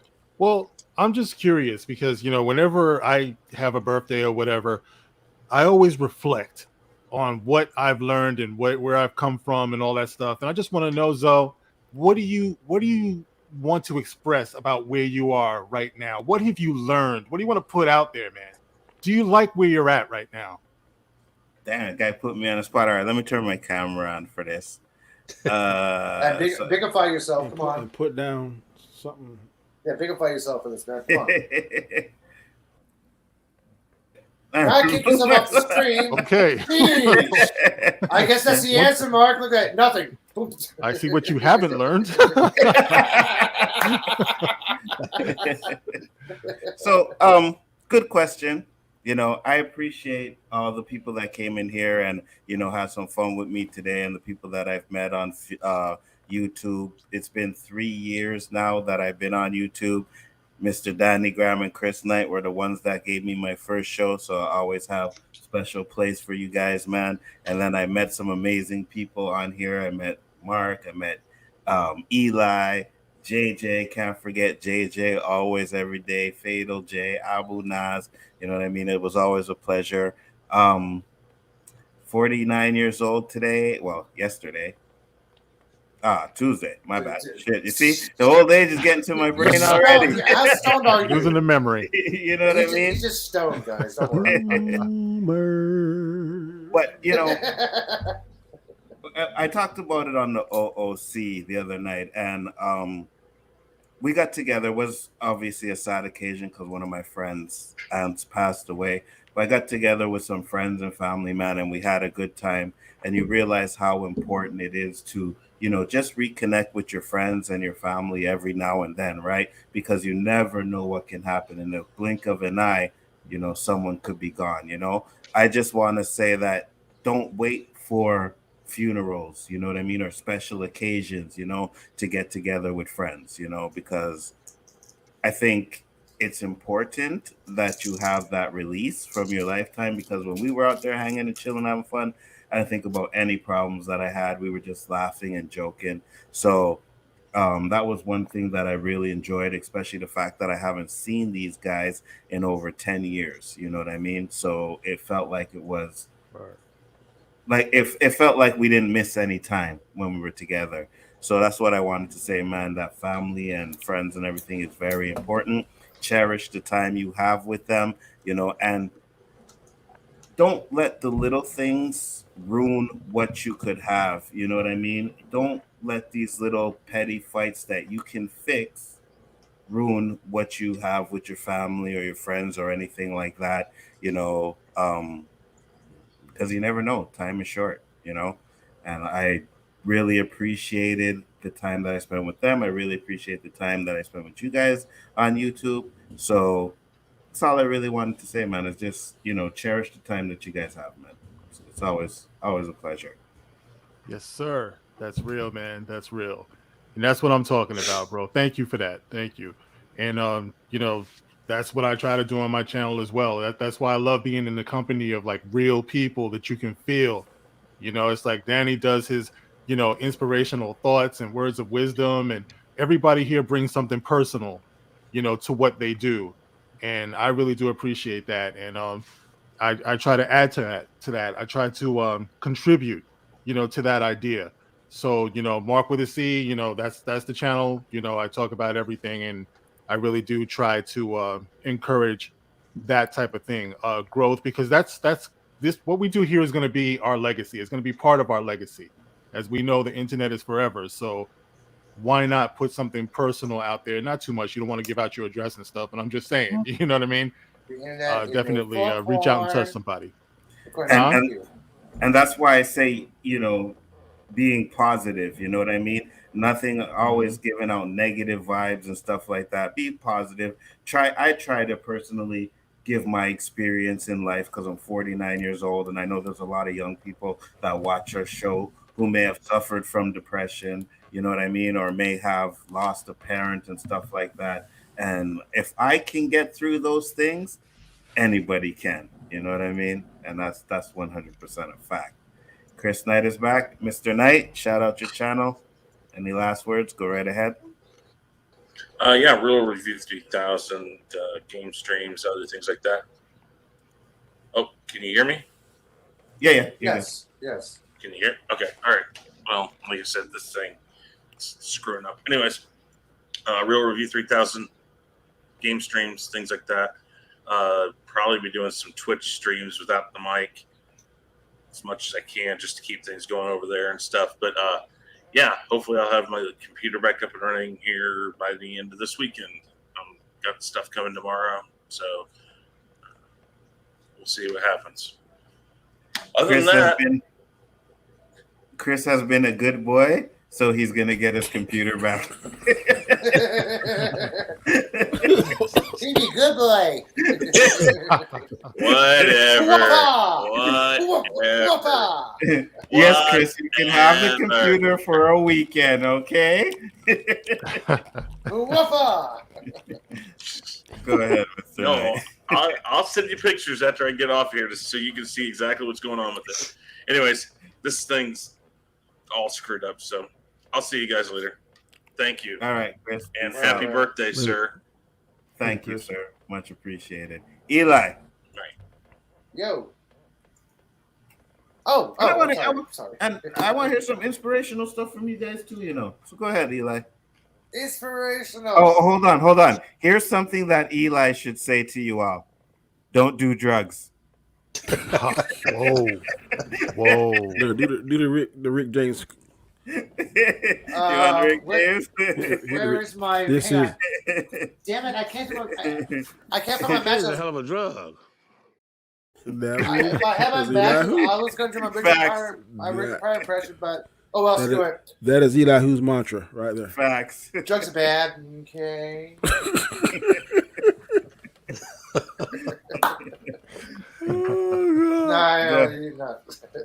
Thanks for having me on, Nzo, man. You rock, dude. You're cool, man. That little video I made, I was either thinking of 50 Cent or the little happy birthday Will I Am, but I'm like, I couldn't get 50 Cent to link up right, so I'm like, hey, hope you like that one.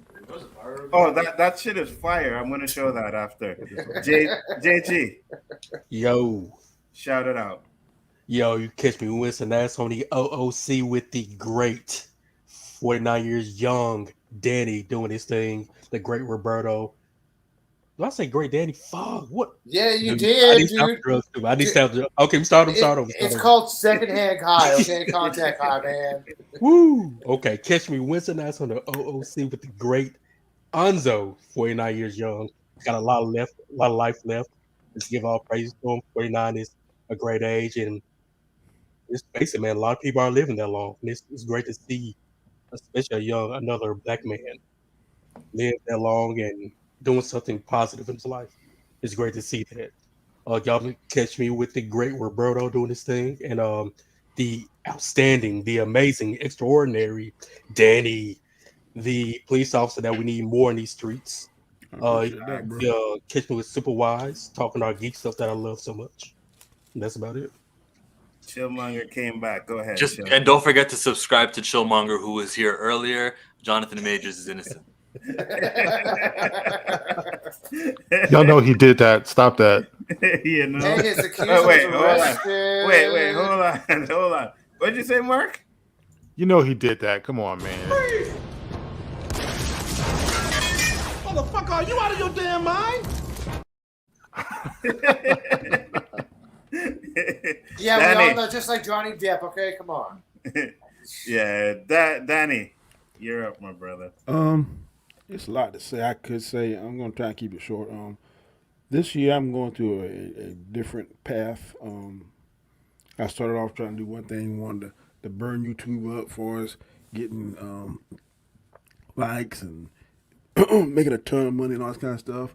And then this last couple of years, me and Nzo would start talking, and it just wasn't that important, and that I want to do more quality versus quantity. We got burning ourselves out with all this quantity. We were shooting sometime 4 or 5 nights a week, and you just can't keep something fresh, in my mind, doing it that many times. So on April 21st, I gave my life to the Lord and going in a more spiritual direction, and now I'm focusing mainly on that. But I definitely appreciate friendship that I've developed with all of you here. It is really refreshing to talk to other men that look like us and don't look like us necessarily, and we all on the same page. If we can do it in this medium, I think it can be done anywhere else. But for whatever reason, people don't want to do it. Stubbornness, things they learn, I guess, growing up, don't want to transition to something better or smarter. But I'm really thankful for knowing all of y'all, and I appreciate the friendship, and I am really focusing on my encouragement series. I'm trying to make that better each and every week. So any critiques that y'all have, please send them to me. I'm not one to get all butthurt. That's not me. I want to put out the best product I can. So I definitely appreciate Nzo. He is my brother.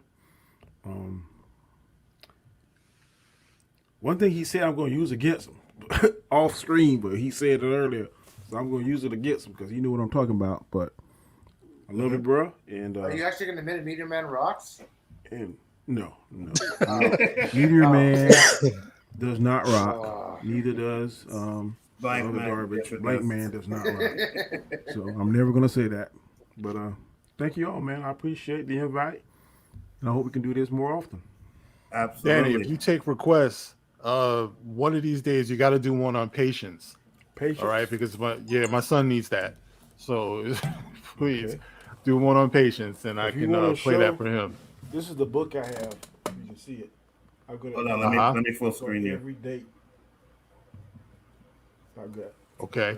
I've got it all the way until the different words. So. Nice. Whatever words y'all can come up with, let me know. I don't know if I have patience on here, but I will definitely add it to it. Mark, somebody told me to add the word. God, Lord, don't let me forget it. Favored.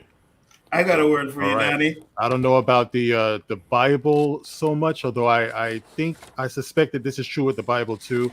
But in the Quran, patience is used almost more than any other word when it comes to how to get through life, humanity, the trials of life, things like that. Mm-hmm. So absolutely. You know what I tell people when they mention patience to me? I tell them, hey, sue me for malpractice. I'm not a doctor, but at least I got some patience. Hold on. Hold on. Because I just seen that, so I got a word for you, Danny. Okay. I ain't 60, motherfucker. I said I ain't 60, motherfucker. Oh, I'm sorry. That was a snafu. I'm sorry. No typo. You know? I thought it was 65. Okay, I'm sorry. Yeah. But I love it. Just piggybacking off JG over there. To reach OG status in the Black community especially is powerful. A lot of us take that for granted because coming up, it's like we see ourselves in our teens, our 20s. Most of us don't even see ourselves getting past 25, to be honest. You know what I mean? So for the longest time, it was like that, where we didn't see usefulness in our own lives as Black men. But to be able to age and to age well is a powerful thing. It's nothing to be ashamed of. My grandfather, when he passed away, I remember one thing he wrote as he was leaving this earth. He said, "Tell them that I won." And he lived to 89 years old. He'd been through so much and everything. And he said, "Tell them that I won," just to be able to get through life with all the things that he's been through and all of that stuff, to impart the wisdom and the knowledge. That's all that's missing in a lot of our communities. To value that, to be able to give it to the community and have the community receive that is the missing link. So definitely, man, take that OG status. I got it. Danny's got it. You know what I mean? It's like, take that and grow with it. Spread that, man. Spread that. It's a very, very important thing to do, bro. So much respect. Yeah, there's a stereotypical issue that the older generation, they're used to racism. Like, yeah, we experienced that. So did you.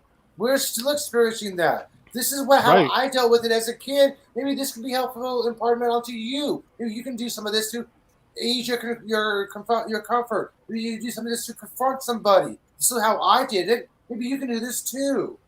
Yeah, it's like this. Yeah. And that's I'll what say I'm talking this about. Because when you're younger, you're like, oh my God, I can't believe I'm getting older. But at this point, I hold it like a badge of honor, man. You know what I mean? It's knowledge, it's wisdom. You know what I mean? It's being able to teach the younger generations how to be better people. You know what I mean? The ones on this panel, we all have kids, and I know. Hey, not that I know of. Yeah? Okay, no, not that I know of, man. No kids. Well, you have to have sex first, Eli. Wow. Right? Damn it, man. And I think we've all done good jobs raising our kids. I see Danny's kids are on point. Yours, Mark, too. Respectful and everything like that. Mine too. So that's all we can do is just try and teach the younger generation. Yeah, Whitney man. Whitney and just Houston know said that the it best. Whitney Houston said it best. I believe the children are our future. peace and will, and let them lead the way. Lead. That's what I'm talking about. Yeah. Lead.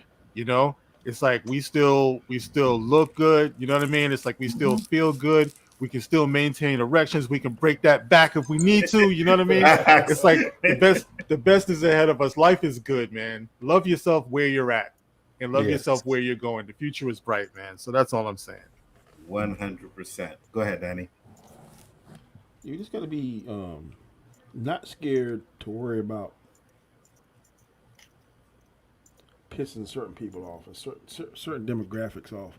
There's a way to say stuff nasty, and there's a way to say stuff calm, but equally as nasty. You can choose your words. I'm trying to expand my vocabulary, but some of these demographics, it's just like they're trying to take over, and I don't like that. And for a long time, What are you talking about, Danny?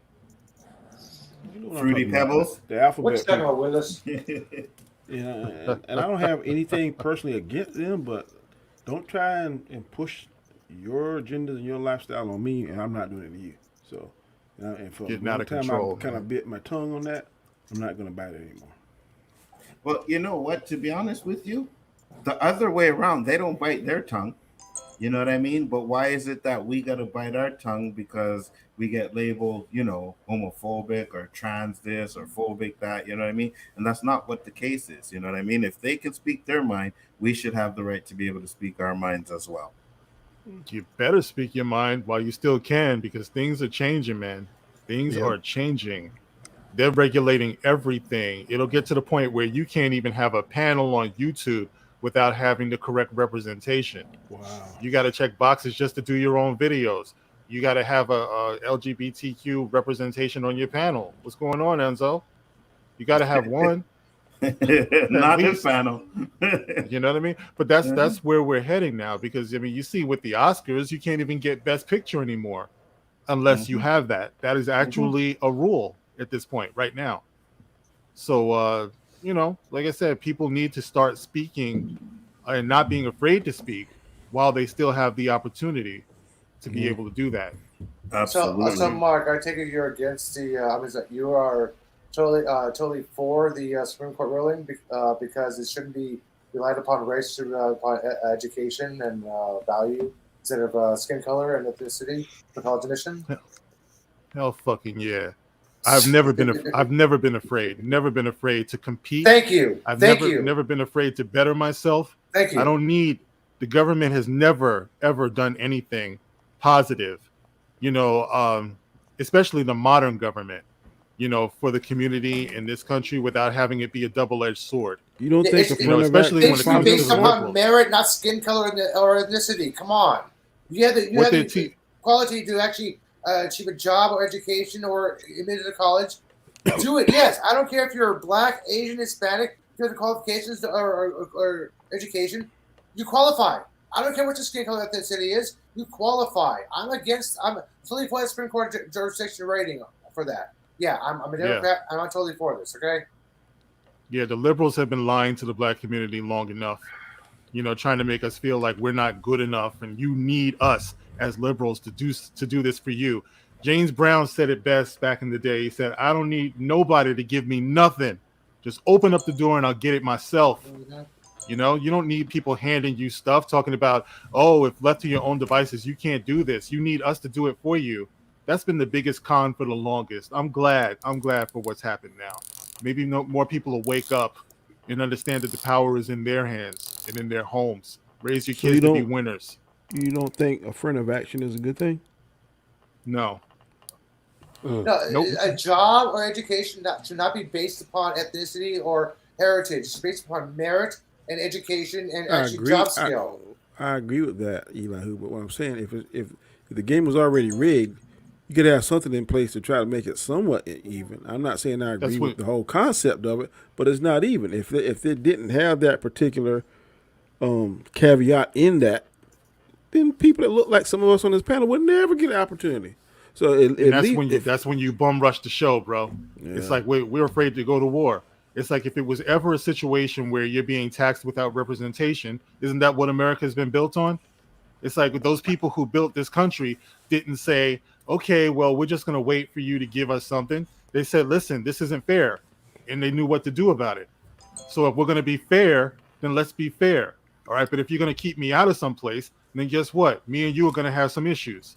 That's why Right. George, I'm not that's gonna why wait George for- Washington said in his proclamation, any current enslavement, this person enslavement, wishes to fight for the Thanks, Union. Roadblock. After this, it will be grant freedom. It's like, hey, you want to fight for this country? Okay, you're part of this country now. You're fighting for this.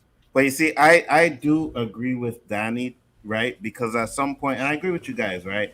Like, it's on merit, of course. If you're the right person for the job, you're right for the person for the job. But we know that there are a lot of people out there that aren't hiring us because of our skin color. They'll even hear my name and be like, yeah, you know what? We're going to pass on that one. You know what I mean? So even if though... you read this book called Thug Allowance, I don't mean to cut you off, but it talks about how a lot of times people of color name their children certain names that's like easily identify them as a particular race.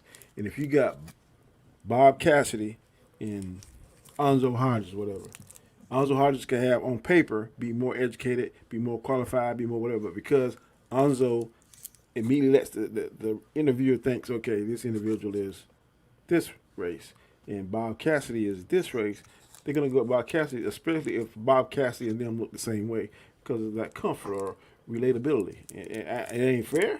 I think it's BS, but those are just the facts of the matter. And one last thing, like you said, Mark, because Mark's saying you fight, right? And yes, I agree with you, fight. But when we fight, they give us a little bit, and it's like, oh, okay, there's a little bit that things are changing, but it never really changes, right? So you can fight as hard as you want to, that too. We don't sit so together. you can fight as hard as you want to, but you still won't get the changes necessary, and it's been like that for centuries, right?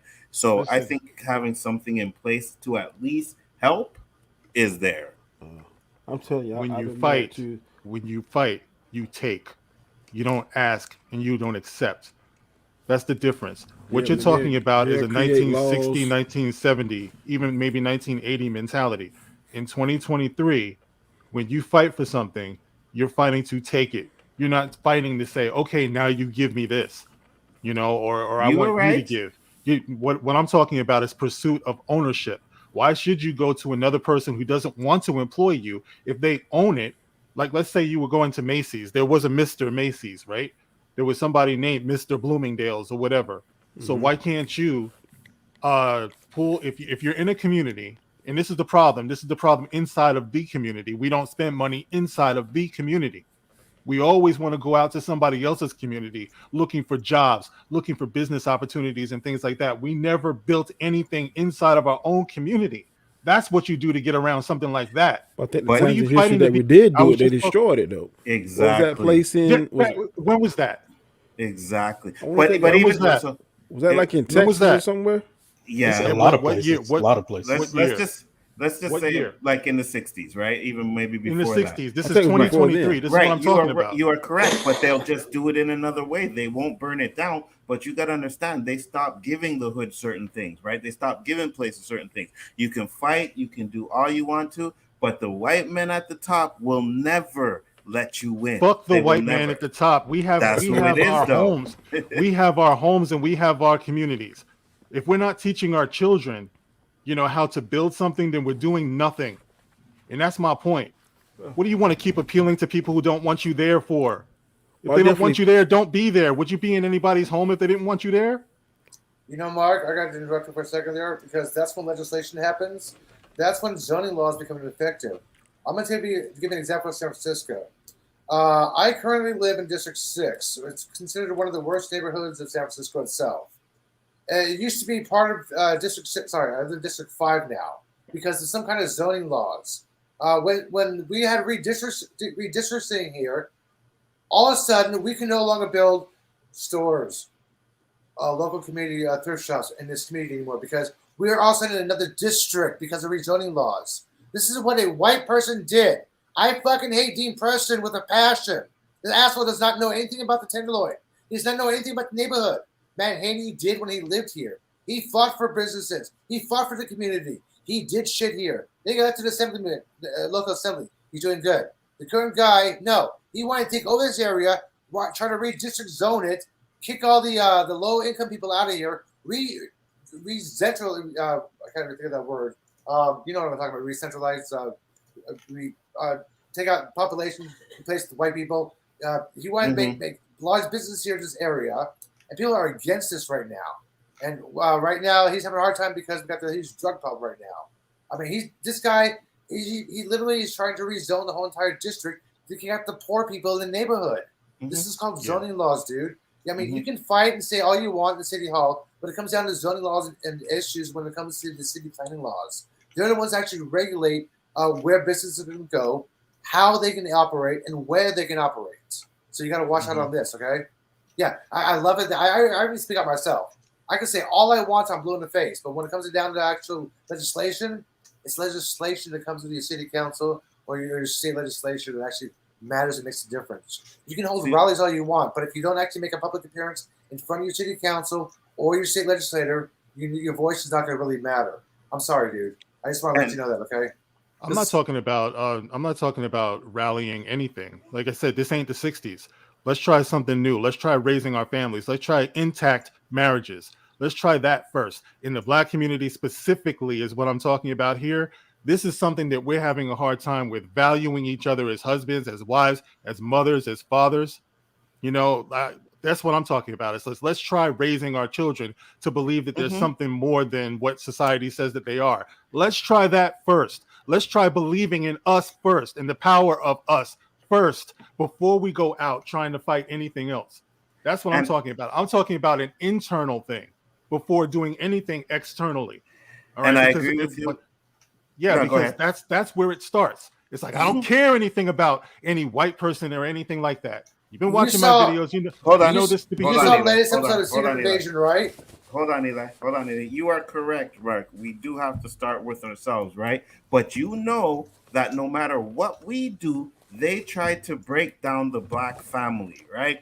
You got the three-strike laws in there to put us in jail. You got all kinds of stuff. We get caught up, you know what I mean, for stupid things, and then they put you in jail and they break up the family. That's one of the biggest fears of America is a Black family, and they do everything they can to try and break that family. What's up, nerd man? Happy birthday, dude. I think it was a few days ago, but happy birthday, man. It was Tuesday, but thank you. Appreciate it. Mark, you saw Secret Invasion, right? Man. Peace out, Danny. Birthday, man. Oh, Mark, take it easy, brother. Elihu. All right, much love, Danny. Nerd man, what's up with your fella? And I'm cool, JG. man. I'm cool. You sound like you're sick, bro. You all right? Yes, man. Are you sick, nerd man? No, I just woke up. Oh, you just woke up. Yeah. You came in. We're gonna peace out, Danny. Yeah. We're gonna close it up pretty soon. We were just having a little conversation. Did you want to respond to that, Mark? Well, he was asking me about Secret Invasion. I saw the first episode. I'm gonna watch the second one tonight. Oh, because I think I might know what you're talking about. There's a certain line that Nick Fury says in the latest episode on the Train to Talos that kind of explains your whole entire arguments. I'm going to swell it by saying that line, okay? He's basically talking about aliens getting along. He's like, we haven't been able to, humans have not been able to get along since we were able to walk. How do you expect aliens to get along with humans? Yeah, humans have not been able to get along with each other since we were able to walk, okay? I love that line. I'm like, wow. Well, it's true. Yeah, I know. I'm like, wow, dude. You know, it's just that, you know, I have a job that has me looking at all different walks of life and everything like that. And it just breaks my heart that there's so many kids out here. That's why I talk about the kids so much, that they don't really have much to dream about, you know, or dream for or hope for. You know, they're hopeless. And a lot of it starts before they even walk out their front door. Like I see it like all the time, every day. So my thing is, why don't you try a little bit of inward love before you look at outward? You know, it's like I'm all for, I believe Black Lives Matter. I'm Black, of course, you know. But the thing about it is what good does that do if we don't believe it ourselves? You know, and I've seen too much proof that we don't in too many cases. I'm not saying that it's like that everywhere, but it's in too many cases. You know, when do we get to make ourselves a priority? Why don't we try that and see what fruit comes from that first? The last thing I'm ever going to talk about is what somebody outside of the community is doing before I address what's going on inside of the community. You know, and that's all I'm saying, man, because that, to me, that is the key. That's where the conversation starts and stops. You can't do anything until you fix yourself. You can't help anybody until you help yourself. I And agree we're with not you on taking that care of 100%. ourselves. Yeah, so that's go ahead, man. No. I was saying I agree with you 100%. Everything you're saying, I agree with you 100%.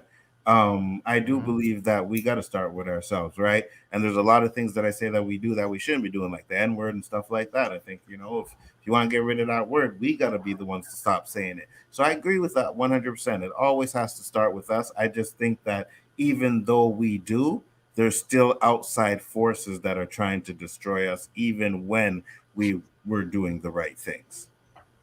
Well, if that's the case, and we really do believe that, then what are we still doing here? You know what I mean? If it's such a loss, we're still fighting. No, well, for what then? What are we fighting for? If like, because I talk to people and they say there's nothing we can do about this. It's just the way it is. Here we are going generation after generation after generation, never realizing our potential. That's what women said. That's what women said when it came to women's rights. And it was like, what are we doing? This is not going to happen. Why do we keep on doing this over and over again? This is never going to happen. It actually happened. Women actually have rights to families now. They have rights to the ownership of children on divorce. Mm-hmm. Yeah, the women did not used to have that in America. Trust me, it was never a law. Now they have a right to this. They have a right to vote. So their voice actually accomplished something, even though they kept on saying, hey, why do we keep on doing this? They never gave up. Did black people not have the right to vote? Did black people not in America's past. No, they did not. You had to be a white American male to vote. Women, female to vote. You just said women now have the right to vote, now own businesses, now do all of this kind of stuff. And I'm like, yeah, so do black people. Yeah, so but in the past, it was never this way in America. We also fought for that. In the past, that doesn't mean that people don't hold us down. Right. What I'm saying is, there isn't a system out there that holds us down because we've actually fought that system, and that's why we're in the place that we are now. What I'm trying to say is, never give up speaking. What I'm trying to say is, I really don't like this idea of like, oh, black people, what we need to do is learn to love ourselves and like pull up our bootstraps, as if that's not what we do. We do that. I'm fed up of the bullshit. We've made more progress than you think. We've made a lot of progress off fighting from literal fucking slavery to where we are now, and it's bullshit. We've got to, yes, of course, we've got to find love for ourselves and reach out to communities that are underperforming and whatever, and do all of those things. But there's a lot of black people who are already doing that and who already have made a ton of progress, that we shouldn't just overlook at all. I really don't think we should overlook it. So that was just my point. The ironic thing about that is that that's exactly my point. When we talk about affirmative action, that's exactly my point. We have made strides and we have made accomplishments. We do own businesses. So the idea of affirmative action is one that I am opposed to, because at this point, I feel like the blueprint has already been shown to us that we can do this. We don't need a hand up from these people who ultimately do not have our best interests at heart. That's my point. Action's already been taken out. So if you're against it, don't worry about it. It's been taken out, and it was shown to be quite successful before it was taken out. So successful when? Yeah, and what exactly how successful you're rating it? Are you rating it worth education graduation wise, or financial institution wise? Go ahead, answer. In the period where they, for instance, were taking into consideration if you come from a disadvantaged background to get you into a university, because say, for instance, you didn't have a piano teacher, you didn't have a math teacher, tutor at home, like personal math tutor, you didn't have all of the advantages that people who would get into Harvard got. So that would mean your B plus or your A is really an A+, because if you had those maths teachers, if you had those piano tutors, if you had drama classes, if you had all of those things, advantages that those people who got the A+ got, then you probably would have got an A+. Is that not right? Okay, so Is that you are talking about admissions. What I'm asking so what was advantage exactly are you saying that this is giving us? It's bullshit. You're talking about admissions, about people being able to attend colleges. What I'm I'm asking saying is, how is this successful? Is it more successful in educational graduations or financial stability for the college? How is this more successful? Graduation What or I'm financial? saying is, How's it been? when you talk about affirmative action, do remember exactly what it's saying. And affirmative action shouldn't just be for black people. It should be for anyone from a disadvantaged background. What you're saying is your A, right? Because usually it isn't like, they're not sending people to colleges where you're supposed to have all A+ when you've got a C. That's not what's happening. It means you've got an A, right? Instead of an A+. And you're saying, well, look, the person who got the A+ had all of these advantages given to them, right? And now there's a person with an A from a disadvantaged background who didn't have all of those advantages. That A is equivalent to an A+, given that circumstance. Is that not correct? Mark, go ahead. Yeah, I can see what the point that he's making. Right. You know, I understand. But when somebody's actually been admitted to college, they don't basically look at their name, ethnicity. Okay, how are they paying a loan or actually loan or actually paying forward? Okay, affirmative action means, okay, we gotta have so many Hispanics, so many Caucasians, so many Asian people. Okay, let's put a pile of Asians here, put Hispanics here, blacks here, white people here. Okay, we got white people here. Okay, we gotta have this much Asian people. Okay, we got this many pile here. Okay, how are they actually paying for this? Loans or actually pay directly? Directly, okay, you're in. Loans, no, we can't get reimbursed from the government that way. Directly, okay, yes. No, that's fucking wrong. That's the totally wrong way to do this. It should be based on, okay, here's a pile of college administration applicants. I don't care what your name is. I don't care what your ethnicity is. I don't care how you're paying. What's your education history like in high school? Okay, bad, no. Good, okay. Now let's look at this way. I don't care about your name. I don't care about your ethnicity. I don't care about where you live, your zip code. How are you paying for this? Student loan, full college grants, full tuition, full cash? Okay, full cash. You go first because why? That's a huge incentive for the college. They go, okay, What are you we're going talking this about? way, That's this way, not this what way. happens, though. That is They not go what to happens in interviews. America, dude. In America, they go, They okay, go we to have so many African interviews in Americans. those There's so top many Asians colleges. in this pile over here. We're going to take this many pile of African Asians and put it in our administration pile. They're not looking at history or education. They're looking at ethnicity. They That's go what the to affirmative action interviews in for college those education in colleges, America bro. was. It was looking They at go to ethnicity, interviews for the not colleges. education. They This go was to the problem interviews was for with the those system. colleges. Well, it's The one only thing we thing have that to I understand want. here. Go ahead, What JG. was that? I was gonna say one thing we have to understand is with all talk of affirmative action, it's actually helps white women out more than anybody else. Yeah. That's Sure. just a statistical fact right there. Mhm. So Sure. I kind of agree with everyone what everybody's saying at certain points. Uncle Mark saying is, I'm not trying to put words in your mouth. Is kind of like what Nerman said was, hey, this one minority has it maybe a B plus A minus. It doesn't have all the tutors and all the stuff to benefit them like we're assuming a white person would. So what Mark may be saying is, hey, instead of affirmative action, let that one minority student compete against that white student. I guarantee they will just demolish them in an exam with less help. Looking in But the also, if you looked at the trajectory of the middle class in terms of black people entering the middle class, there was a period during the 80s. I think it was around the 80s when affirmative action was a big thing. It wasn't the only thing that was the reason for more black people entering the middle class or having upward mobility more. And upward mobility has gone down like across the board for working class whites, everything. It's not just black people now, but look, recently upward mobility in terms of going from one class to another class has gone kind of down.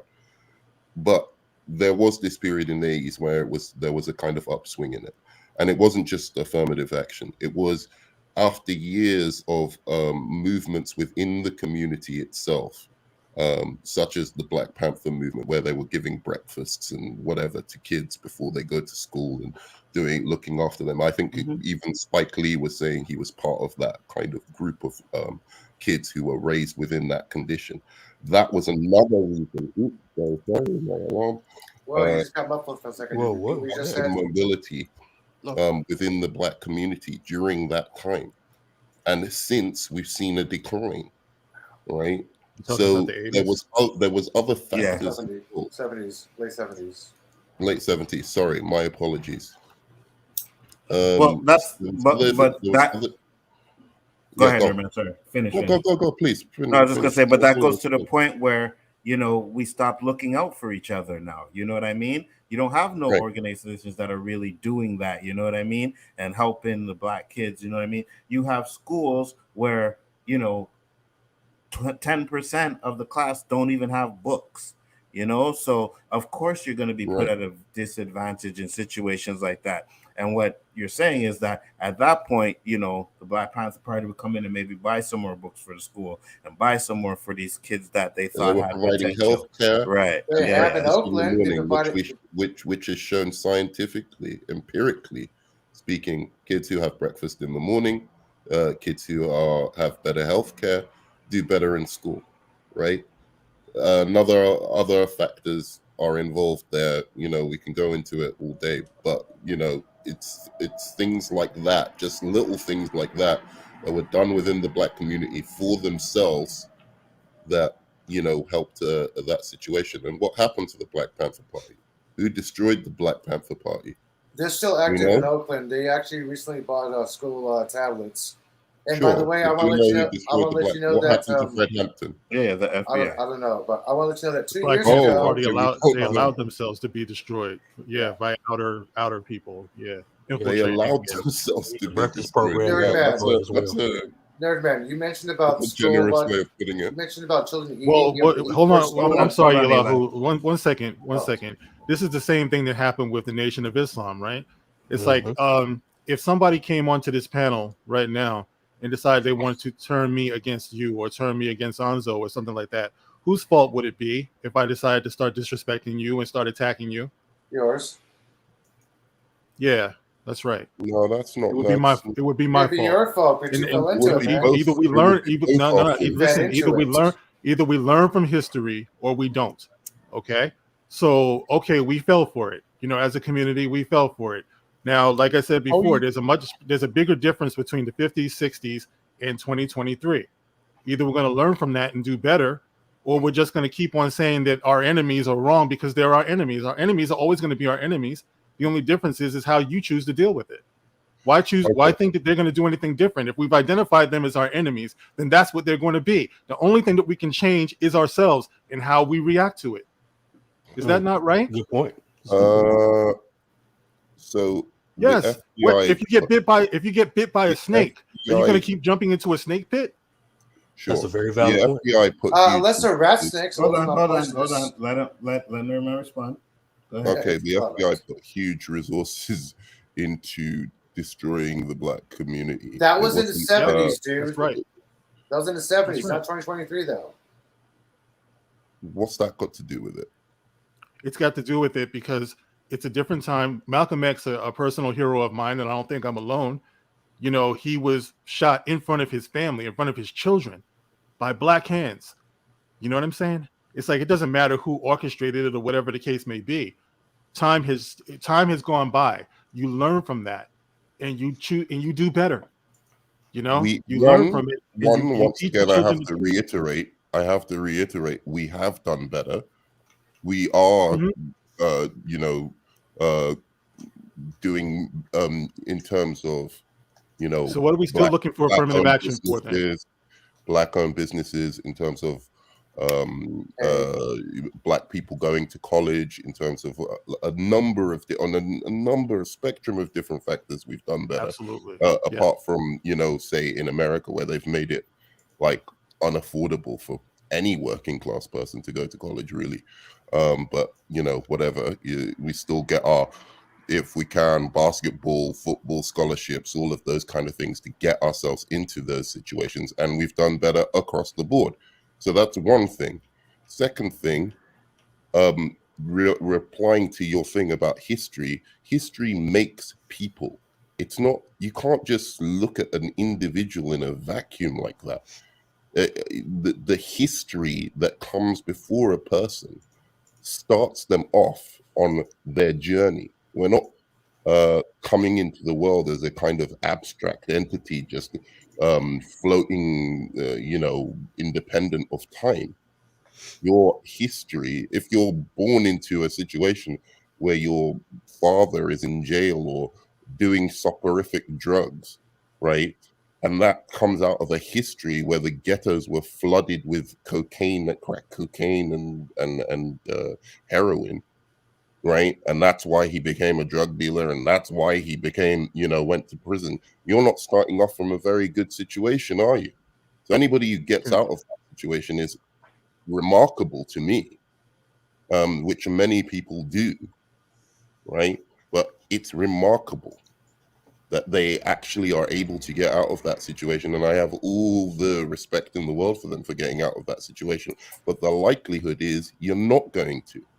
Nerdman, that's what we're dealing with, and you can't just abstract that from history. I'm sorry. Nerdman, if I gave you the impression that I'm doing that, I'm sorry, because that was misunderstood. Hang on a second, if Mark. I gave you that impression, I'm sorry, because you misunderstood. That's Nerdman, not at all my point. I would highly suggest you look up an organization called United Playaz. Playaz. I think how they spell it. These guys, these men and women here, they were born and raised in the quote-unquote ghetto, raised in drug-induced neighborhoods, gang-affiliated neighborhoods. They were born into this. Like you said, they got out of this, and now they're helping the community to get out of this as well. These sure, and I have all the respect turned in the world for them. Yeah, you said it's not possible for them to actually go back to this and maintain that. So far, that's not what he said.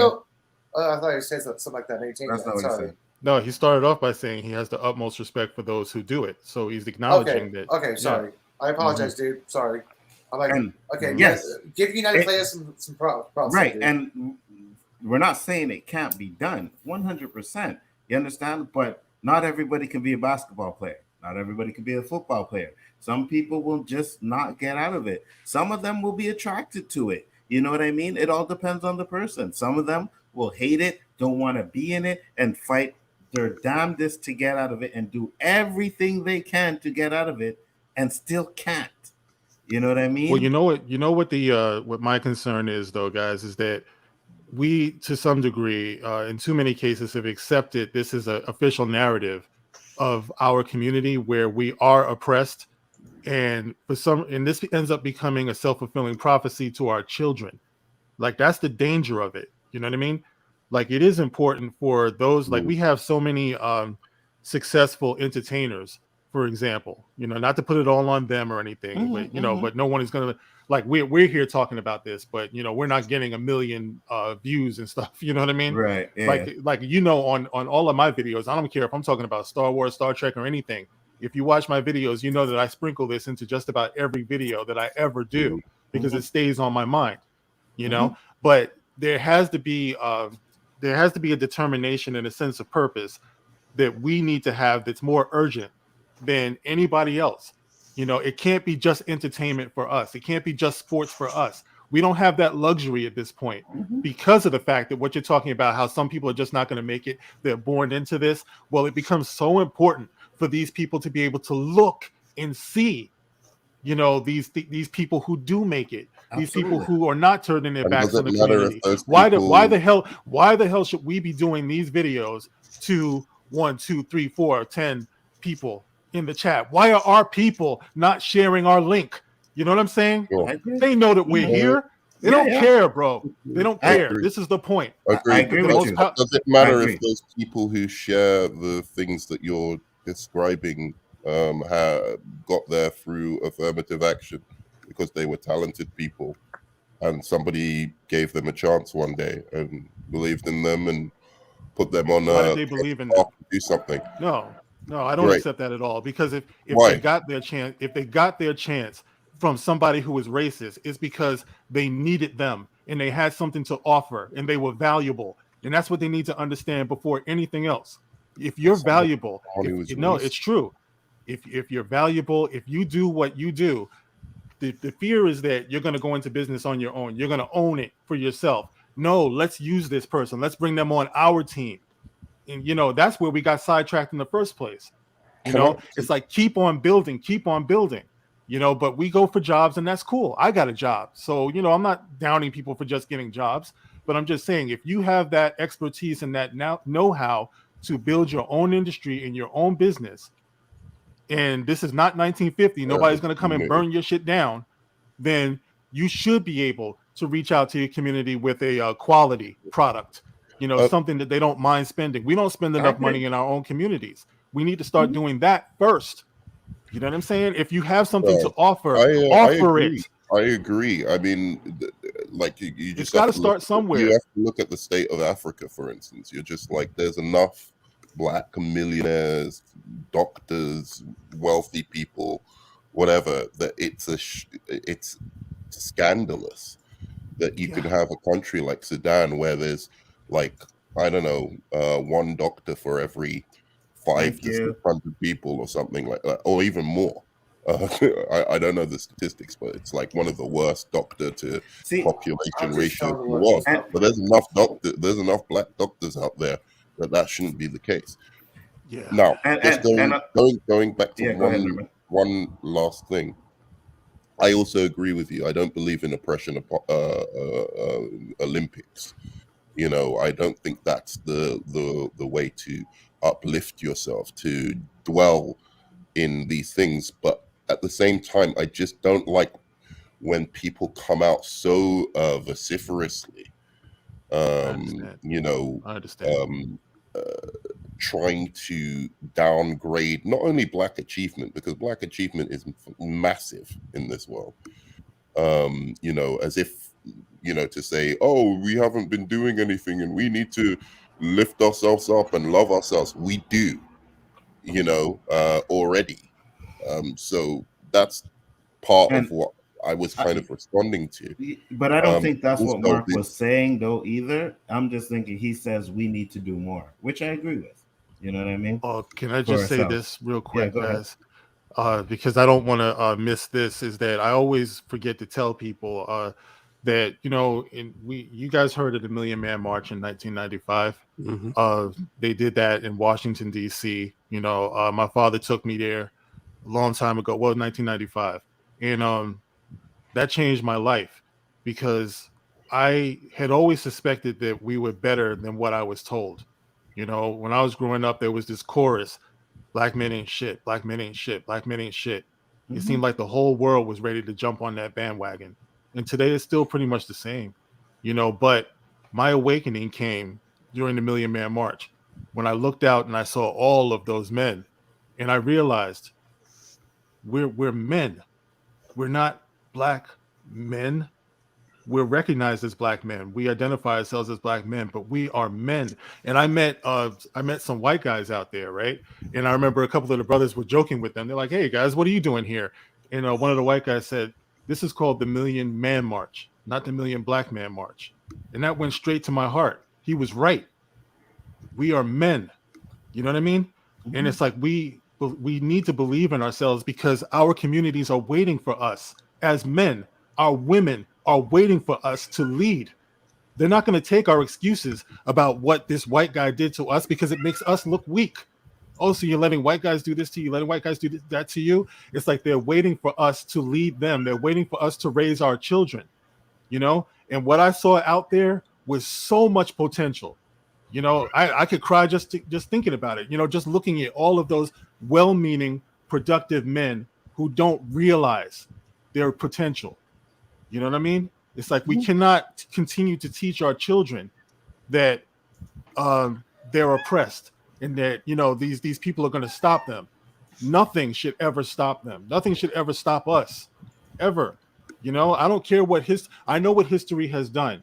I understand that. And I know there's going to be oppression and there's going to be people who are going to, you know, be threatened. by your greatness. This is an individual thing. Like I said, if you even want to take race out of it, there's always going to be somebody who's threatened by somebody else who does what they do better. But you have to be tough, man. Go on, Elihu. I'm sorry. Sorry. It kind of reminded me of what happened to me in DC. I took a little tour of DC Capitol, right? And we stopped at the Lincoln Memorial. The guy's like, okay, everybody got the segways. He's talking for 5 minutes about the history of Memorial, and he asked a question at the end of it. He's like, did anybody notice anybody stop at the stairs? And like, no, everybody's walking up and down the stairs taking pictures of Memorial. He's like, okay, there is a plaque up there at the stairs. I want everybody here to notice it and take a picture of it. Why is that plaque on the stairs? It's because Martin Luther King said we are ignored. We are in present. We are public. We are basically in your face, but we are constantly ignored. Just like that plaque. Everybody's walking back and forth to the plaque. I go up there. I'm like, holy shit, this plaque is right here, huge, and everybody's walking right by it. Nobody's seeing it. It's like, okay, I understand what MLK was saying. I'm like, this right there on the ground is like, you're walking past it, but yet you're still being ignored. It's right there in front of you. Come on. Our struggle is right here, but yet you're still ignoring us. Like that, I love that placement on the ground where he stood to give the speech. I'm like, that is so cool. It's not on the wall or anything. It's right there. Like, I love that symbolism. I think that, exactly. But I think there's a middle ground between looking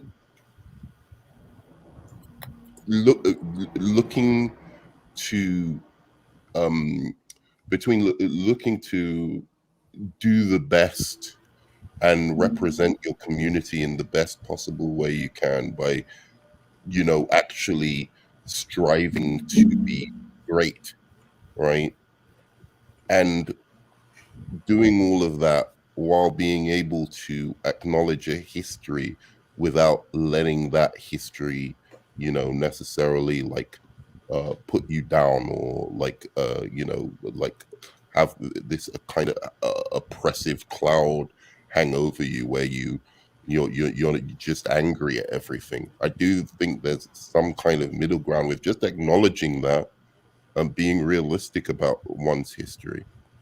I agree. And also being a great achiever or trying to be a great achiever. That's all we ask, is to try at the very least.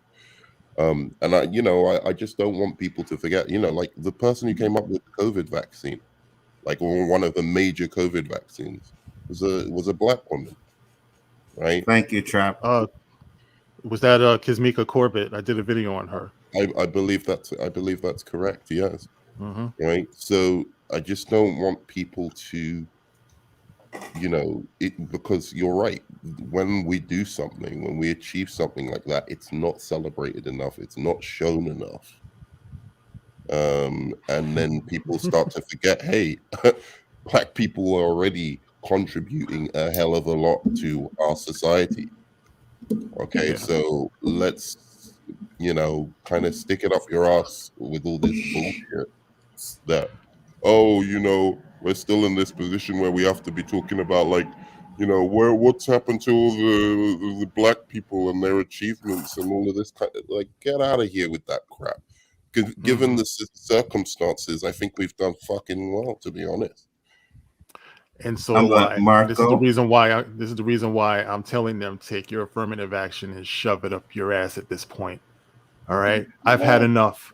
All right. I understand that it's helped people. All right. I get that and everything. But right now, nothing's, well, in my opinion, it shouldn't just be for black people. That's I think that's the stigma that I like. And but isn't that what this is about, though? Isn't that what this is about? This is saying take race off of it. Why can't I mean? I'm all for that. Take race off of it. Make it for everybody. Everybody should be on an equal playing field. All right. So we're actually saying the same thing. If it's for everybody, then it's for everybody. Nobody should get preferential treatment. All right. And if there's anybody out there who is discriminating in their hiring practices and things like that, let there be laws on the books. They can punish somebody like that if it's been proven that that's what they're doing. Yes, no more stereotypical cosmology classes entering mostly Asians in their class. No more affirmative action on that ass. Okay? Let people who actually are Asians good at aren't math getting become a that cosmologist if they affirmative want. That's because of their What is ethnicity. wrong with you? Stereotypes. But she's No, but she's putting Asians the move aren't on getting you, that bro. We don't want to see affirmative pussy on action. camera, man. Come on, this is YouTube. Well, Asians are maybe But I getting just that I like, just feel yeah. strong. I just feel so Yeah. strongly about this because I just see too many kids who are dying before they even realize what they can do. You know, I'm tired of seeing, kids, my son's age, who don't even get to be 20 years old yet. They're gone. They don't even know what their life was about. They don't even know what they could have been. I talk about this all the time on my channel. If you go on to Twitter, you see all of these passive aggressive people who are determined to show black people rioting and looting and doing violent acts. The only way they can feel good about themselves is by bombarding Bringing us Twitter and down. social media Mm-hmm. with videos of black people doing terrible things. But guess what? There are black kids out here who are seeing that too, and they're believing that about themselves. I've talked to black kids around here. I've talked to some of my son's friends, who say that it sucks. It sucks being black. It breaks my heart. They're kids. Why should they feel that way? Why should they feel like, we're like a ghetto, like that's all we can be. All we can do is talk broken English. All we can do is be some niggas and stuff like that. Hey, never You know? mind someone who It's speaks like- broken English. They because they speak two languages, man. They're smarter than you. No, yeah, I know. I've Yeah. heard it. The soft bigotry of low expectations. That's what it is. And what I'm talking about is different. These kids are listening to me over here when I tell them, for some reason, it resonates with them. When they watch some of my videos and stuff like that, they understand better than some of the older ones what I'm talking about. They're the ones also. I got a message from one of my nephews, and he was telling me, I agree with you. They don't want affirmative action. They want to get their shot. They want to get their shot to prove themselves. Their experience is not going to be our grandparents' experiences. And they're going to use those experiences because we teach them our history. I don't see what You know? affirmative action has anything to do with it. I really Because they don't want I'm to. trying They to, don't like, want I'm to feel. trying to follow your logic here, but like it's just what does that have to do with it? I've just like They don't want special I just treatment. described- They don't want That's not special special treatment. treatment. If you, It is I special just, treatment. I just explained the situation, right, which you haven't really answered back to. Affirmative Okay, action go is on. special Kind of treatment way. based No. upon Hold your on. skin color. Hold on, and Eli. ethnicity. Hello. Hold on, Eli. Because Let I it think go. I have. Tell me what I didn't answer, please. Okay, so if you got an A, right, and you've never had any of the private tuition lessons, been absolutely, like a multi-millionaire, coming from a multi-millionaire family or coming from a at least well-to-do family, and you don't have any of those things, advantages that person who got an A plus got, is your A not worth an A plus? Is that the question you're saying I didn't answer? Because I did say you Yeah. were right. I did say I understood what you were saying. So I did answer that if question. that person then benefits from affirmative action, how have they He's been? not okay. I told you he's not benefiting from affirmative action. He's qualified. Okay. Where is he benefiting from affirmative action if he worked hard to get where he's at? Because by admission rules, say to something like Harvard, you should have had that A plus across the board. You're talking about somebody who's qualified. So he's qualified. He got the job he was qualified to do. Where does affirmative action come into place? Are you saying because somebody who is racist or some organization that is racist has been forced to hire him or her because of, I don't understand. I mean, if they're No, qualified, I'm really not understanding. So I think what he's saying, hold on, let me try to explain. I think what he's trying to say, and correct me if I'm wrong. So let's say there's two people have applied for Harvard, right? You have the one who had all the advantages and he's getting the A plus. Then you have the oppressed one who was doing all the work, but because he didn't have the advantages as the other one did, he got an A. Harvard will look at their applications and give it to the A plus because technically he had the better marks. But what Nerdman's saying is because of affirmative action, that guy who got the A, they will encounter that, he didn't have the same. Hold on, Nerdman, let me finish, Eli. That he didn't have the same advantages, so now we'll put him over because if he had the same advantages, he would probably be better than the person who had the A plus. If that's what Nerdman is saying, that's what you're trying to say, Nerdman. Exactly. Yeah. Exactly. Now, affirmative action is basically two students, one white, one of somebody who's not white. I'm not going to say any of this, but non-white. Okay, they have the exact same grade, exact same college administration letters, exact same beneficiaries to begin the college. Administrative action says, "Look and choose a non-white person to have equality in this college." That's what affirmative action is. No, that's not necessarily. What you're Not assuming, necessarily. what you're assuming, No. That's not what it is. No. What you are assuming is because somebody is white, they got chosen because they're white. No, it's because maybe they had better merits. It's because the board said we think this student might be a better fit for our college than this person. It maybe has nothing to do with ethnicity. You're just assuming on that part. But you're saying that that's what it is, and that's not what it is. It's literally not what it is. That's not affirmative action. It's not because the two people have the same grades, and it's like, oh, you know, we're going to take the black guy for diversity purposes. That's not what it is. That's not what it is. No, it's not based on. So what is it? What is it?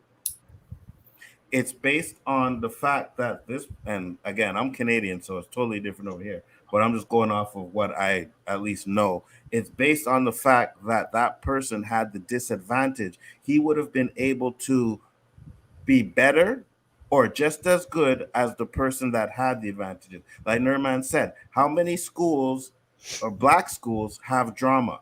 How many black schools have music classes? How many black schools have these kind of classes that a prestige school have? Not many, right? So you're getting A's in all of these classes when you have someone who's oppressed that never even had a chance to get the class.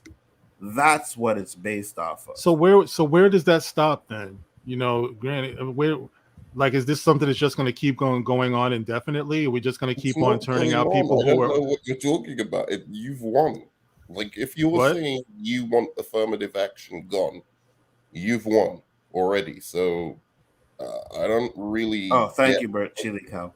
So what you're saying, Nerdman, is there is no more affirmative action? I mean, it's minimal. It's minimal in comparison to what it was before. Now, did you say I've won?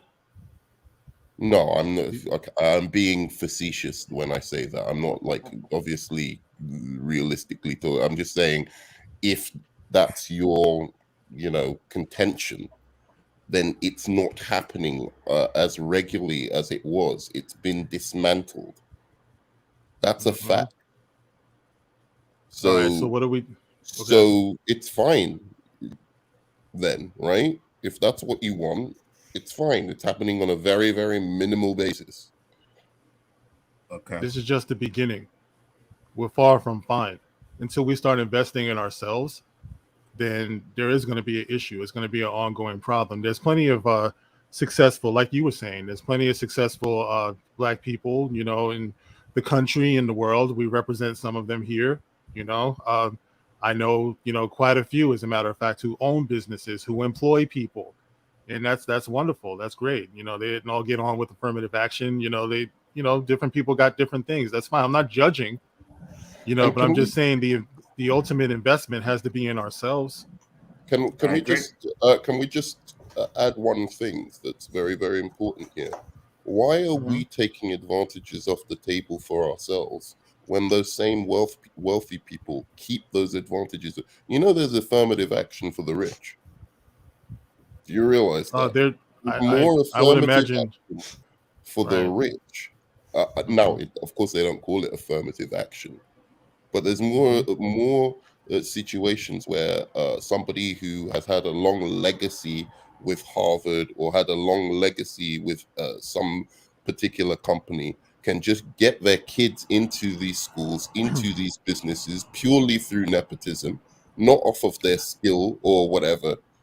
There's more of that going on than black people coming from disadvantaged situations, or anyone coming from disadvantaged situations getting into those companies, getting into those industries, getting into how many actors or directors or whatever from second generations do you see that aren't as good as their father?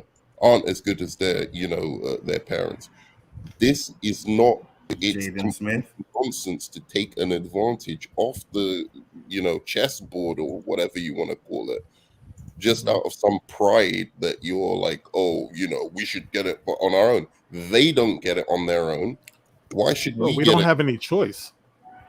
We don't have any choice. I mean, that's what I'm saying. That's what we need to start understanding. If you get that concept, then you do have to understand the sense of accountability that we need to have for ourselves has to kick in. Survival has to kick in. That sense of survival. We can't stop. Like I said, you can't keep looking at what they're doing over there. If that's what they're doing over there, that's the nature of who they are. They're not What are we playing doing? the game fairly. There's nepotism that is rife in all of the top industries. They in own the it. world. They own it.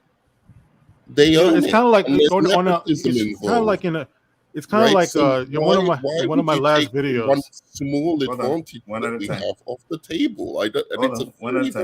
very tiny advantage. It's not a Let him big go. one. Let him go. Listen, Okay. believe me, I feel what you're saying, bro. I really, really do. I really do. I'm just tired of losing, bro. And because I'm tired of losing and I'm tired of seeing those who look like us lose, I'm like, we got to do something fucking different. It's like I was saying in one of my, my last videos, I was giving the comparison to Spike Lee's Do the Right Thing. And I was saying that I never liked the ending of Do the Right Thing because Sal's Pizzeria, if you remember that movie, that was his place. He worked for it. It was his. If he wanted to put pictures of Italian people up on the wall, he's Italian. It's his place. Let him do it. I said, Mookie, get your own pizza. Get your own pizzeria. You can put up all the pictures of black people that you want. And to me, that's exactly what I'm talking about. Why did they tear down Sal's Pizzeria? It's his place. It's go on. That's a really interesting film. I love it, and I'm not even going to talk about this in terms of like what you're saying. I think is correct. Okay, so but I think the interpretation of that film is perhaps dependent on your perspective, which is the design of the film, right? Like, so I agree with you, but I think the film agrees with you as well. I just wondered what you thought of that. Like, the film is actually saying that, like these black people are coming in being kind of obnoxious about, like, why aren't there Italians on the wall and blah blah blah.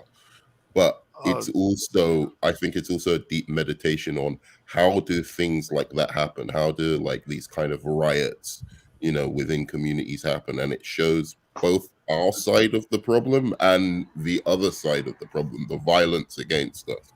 So I not to disagree with your point, but just this is my interpretation of the film, I thought. Yeah, and that is interesting too. It's just that Spike Lee is somebody who I've talked to, not like a friend or anything like that, but you grow up in New York and stuff like that. You have run-ins with people, and I don't know if that's giving him too much credit, but I like that. I like that idea. Spike is he tends to be more of a confrontationalist. So sometimes he's just doing things to get stuff started, but maybe I underestimated him because I like that concept that you're talking about. But I just want to see more of our kids be able to hold their heads up high. I feel like in America they're being fed a bunch of poison through their music. And I grew up on hip hop. I love hip hop, but hip hop is nothing nice for our kids these days. I agree. Not at all. Especially we're not in one of the very first videos that I did years ago. I was questioning, are we raising husbands and wives? I was asking that in the black community, are we raising husbands and wives? I would say in most cases, you don't think Big L was raising husbands and wives? Who? What? You don't think Big L was raising husbands and wives? Well, Big L, man. When I say are we raising husbands and wives, that's not necessarily relative to hip hop exclusively. That's black culture, like that could be an R&B, that could be anything, So what I'm saying wasn't supposed to be an indictment on today's hip hop. That's a whole different thing. That's what our kids are being fed. What I'm talking about is us. I represent Generation X. You know what I mean? We should have known better because we grew up on Public Enemy and stuff like that. you know, but for some reason our kids didn't get that message. Yeah. Right.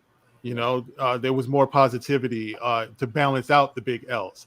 You know, and even Big L, you know, as grimy as he was, and I love Big L for his wordplay and all that stuff. He was crazy with the punchlines and stuff like that. But there was always a mentality in 90s hip hop where, as gratuitous as it was, the understanding is that this lifestyle will get you killed. You know, being a thug and all that stuff.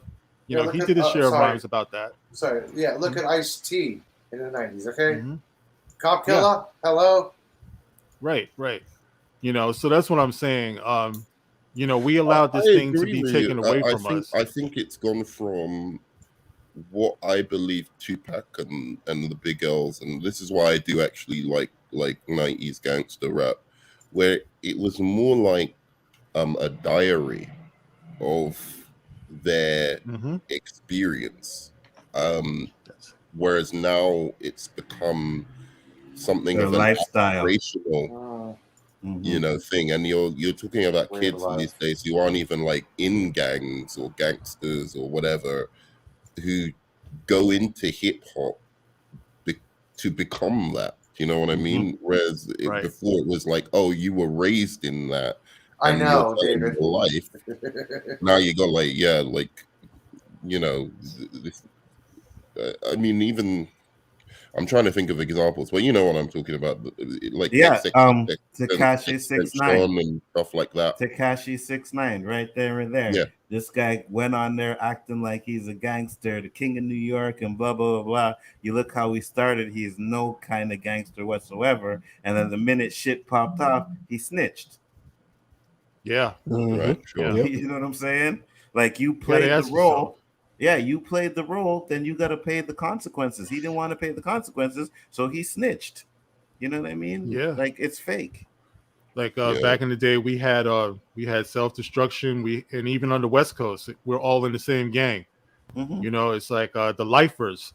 There was a movement, the Lifers, who did Scared Straight. They did a hip hop album as well. They were in jail for life, and they reached out to kids telling them, "Don't end up the way that we ended up." You're not going to see that in the hip hop scene today. Nobody listens to that. Yeah, sorry, dude. Nobody listens to that because every time there's a rap video being filmed or a hip hop video filmed, there's a shooting or an attack. Every single time I hear something on the news, it's never country, it's never rock, it's never anything else. Okay. It's always the So current hip hop. that is not scene true. nowadays. That is not true because they've filmed tons of rap videos. You may hear of the one or two, but it's not every It one. happens during this, and I'm not saying every single one. It happens with this current genre of music. The rap scene, these youth here, they're getting to the idea, okay, we're rappers, we're in the gang here. There's a shooting involved in a rap video filming. It's never in a rock video filming, not in a country music video filming, not in a reggae filming. That's also not true, but videos. That's also I would say absolutely this not after, true. because I worked security at a lot of these concert events. There was far more violence in rock country concerts than there ever was in hip hop. That just I experienced more. So that's kind of false. I'm sorry. We have a media out of pure ignorance. I thought there's more positive hip hop these days. Like I think the mainstream hip hop, like what's his name? The I kind of see where you're going.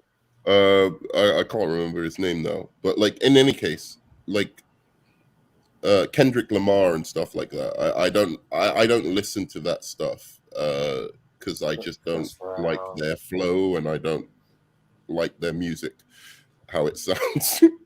But I was under the impression that more of those rappers come out these days than before, and also that the mainstream hip hop is being pushed by the big record companies, and it's really not our fault if they're pushing the more negative stuff.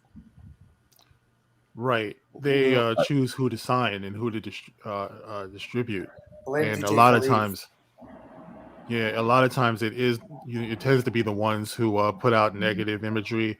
And this goes back to what I was saying before about are we raising husbands and wives? Right now it's all about LGBTQ. That has also gotten into hip hop as well. Is that a bad Our thing? young daughter. I'm sorry, what? That's a bad thing for you? LGBTQ all over hip hop. Yeah, it is. Okay. Because remember, I said that the question was, are we raising husbands and wives?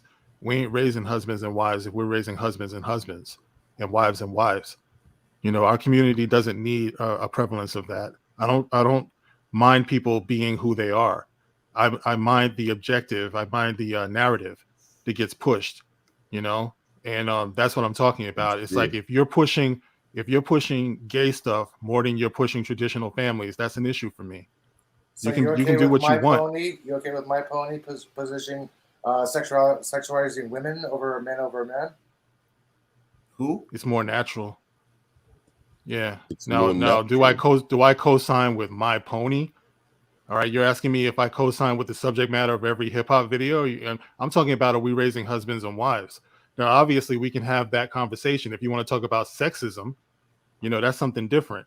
But I'm talking about raising healthy, strong, productive families. All right, so all of that stuff stands. My issue with what you're saying is that hip hop has historically really, I think, more inadvertently than on purpose, but been quite homophobic. So I'm glad that there's more acceptance of homosexuals in general in hip hop. I don't know enough about modern hip hop to know about like the pushing of some kind of narrative of trying to push people into homosexual. Like, but that's the thing. I'm on Mark's side, right? Because you have these dudes twerking on the devil. You know what I mean? You have them doing stuff like that. So I agree with the agenda part 100%. Like twerking on the devil. Yeah. You talking about twerking on the devil. Oh, yes, twerking on the devil. He has heard of Lil Nas X. Lil Nas X. Yeah, that's it. That's not the devil. That is the pagan male deity god. That's not the devil. The devil, according to the Christian Bible, is a beautiful angel. Okay, in the video, it's the devil. That's what I'm saying. That is the pagan. That's the pagan. It's a demonic being. How about that? That is who it is. That's not the Christian Bible devil. That's not the point, though, Eli. That's not the point. It's the point of the agenda. Weren't they doing that in rock stuff pushing. A long time ago? Like, I don't know. I'm doing not that a in rock like fan. black metal. Rock did a lot of demonic kind of stuff too. Here's the thing. You could say that, right? But we should be focusing on what we're doing, not what the rock people did. Like, if they did it, they did it, right? But we need to focus on what we're doing, right? Sure. And at the end of the day, and I agree with Mark on this, we've been fed this gangster lifestyle, this, homosexuality lifestyle, this interracial lifestyle. Like, that's all they ever show us. But where do you get to see the real strong black families? Yes. That's what is lacking.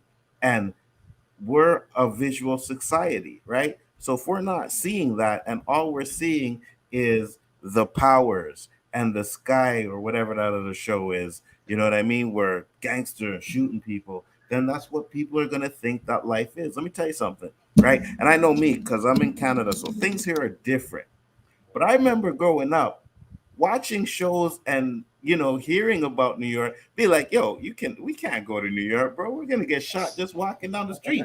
So, and if me in Canada is thinking that as a kid, as you grow up, it's not the same thing, right? Can you imagine what these other kids who are not experiencing the real lifestyle, but all they're seeing is what we see on TV?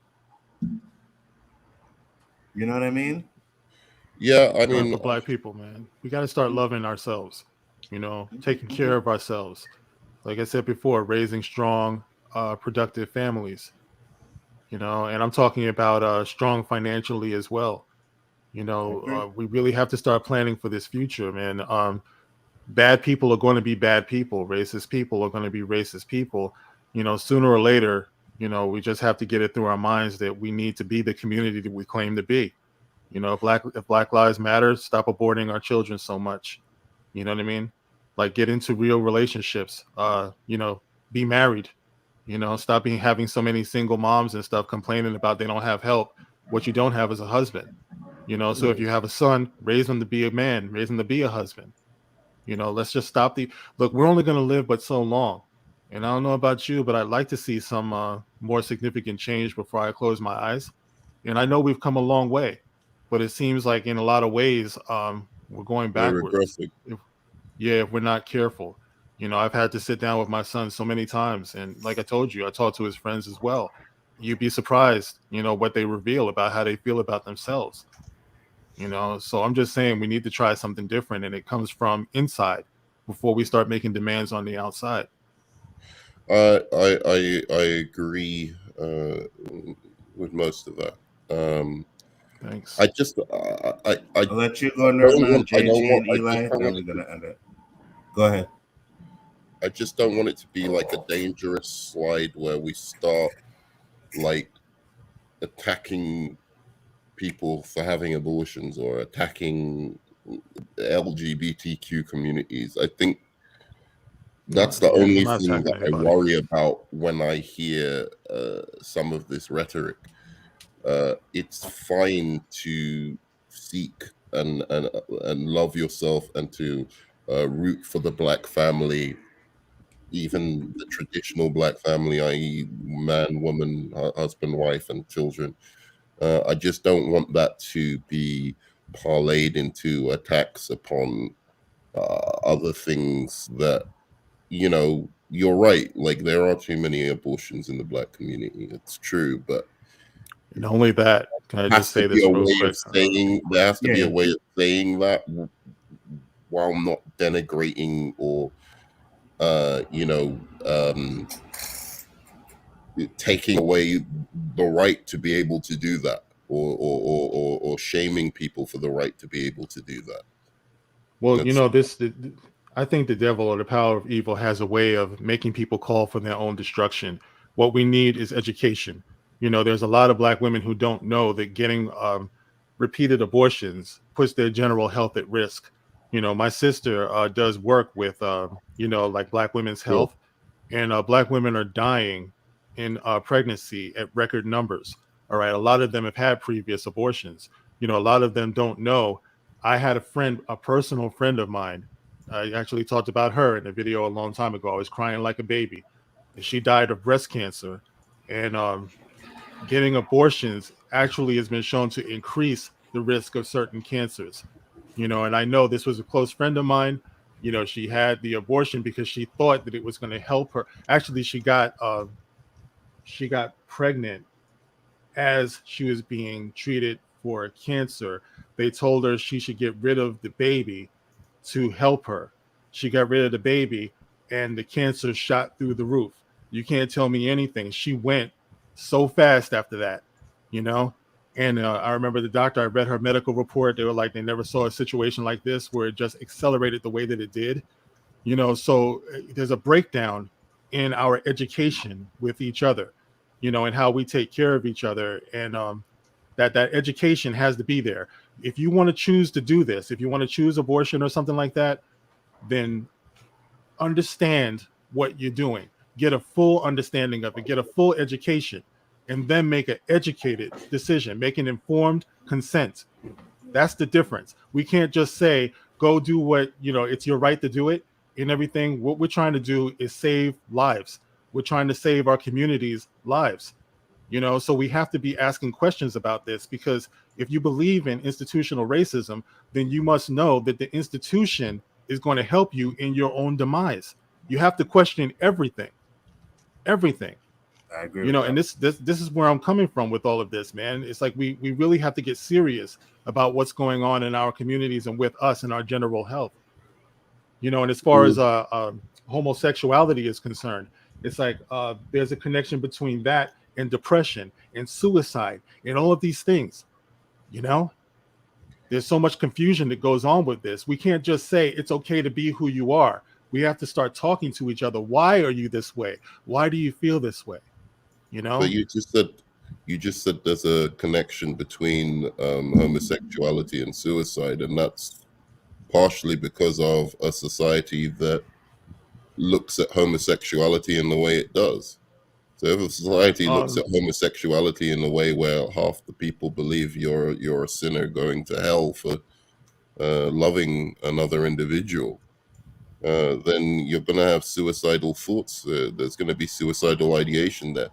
I'm not saying you're That's one theory. wrong about all of these things that you're attacking. And I even just looked it up. I'm sorry. Listen. I'm sorry. I'm not attacking. The connection All right, between abortion and yeah. breast cancer, because I didn't know about that, and I looked it up, and there's good scientific reasoning for that kind of connection that you just established. I just don't. I'm coming from a place of love, bro. That's the thing. I'm coming from a place of love. I'm attacking nothing. I'm attacking no one, but I'm questioning everything because I want us to win. I want us to be okay. I could be dead tomorrow. All I want is to know that we're moving in the right direction.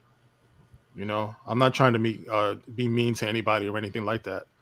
I go on. I'm sorry. Go. Sorry, you hadn't finished. Yeah. No, it's just that when I was growing up, I was told that, I was dirt, I was this, I was that, I was shit brown, you're dark skinned, you grow up in this world and everything. It's like in our own community, they'll call you these things. It's like our own people will call your black ass this, your black ass that. All I want is for us to understand how good we are, how good we can be. It's like I was given my self-esteem directly from God because I couldn't get any lower than where I was when I was growing up. One day I just looked up and I looked into the mirror and I said, you know something, God doesn't make any mistakes. I'm here for a reason. I spent most of my life not talking, only to be talking on a video now. This wasn't something that I did by nature. This is just something that one day I looked around and I said, you know what? I think that ignorant people have talked long enough. And that used to be something I said on every video. The ignorant ones have talked long enough. It's time for those who know better to start speaking. It's time for us to stop thinking that nobody wants to hear from us. If you have something of value to say, you better say it because your words are limited from the day that you're born. So if you have one shred of common sense, then you owe it to humanity to speak it because that's what's missing. That's what's missing in our children's hearts and in their minds and in their souls, because it's not just me that grew up this way. I still see it. Why? Look, you see the grays. I'm old. It's like, why should young kids still be going through what I went through? He's old. Oh, well, thank You look pretty young. I'm just saying, I've lived long enough. He's an old man. Just so I can. You'll ask your question, you'll answer, and then we're gonna close I'm gonna it shut up. up. I'm gonna shut up. I'm sorry. No. I'm enjoying the conversation, right? So go ahead. Go ahead. Just so I can understand your perspective and where you're coming from. So you have a son. You're not your son now. I'm just saying a hypothetical son. They grow up and they tell you, no issues with me. This isn't anything like any psychological manipulation or anything like that. I am just gay. What do you say to them? Well, I have family members, this gay, nephew of mine, and everything. I love him. Always gonna love him. But I'm not going to sit here and act like there aren't external factors out here still that influence them, because they influence all of us.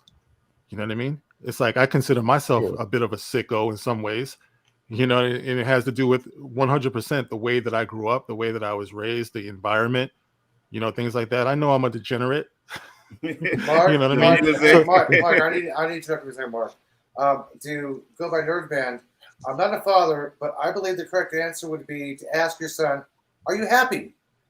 That would be the correct answer of the father to the son. No matter what the son says a problem with, it's like, hey, I'm gay, Dad.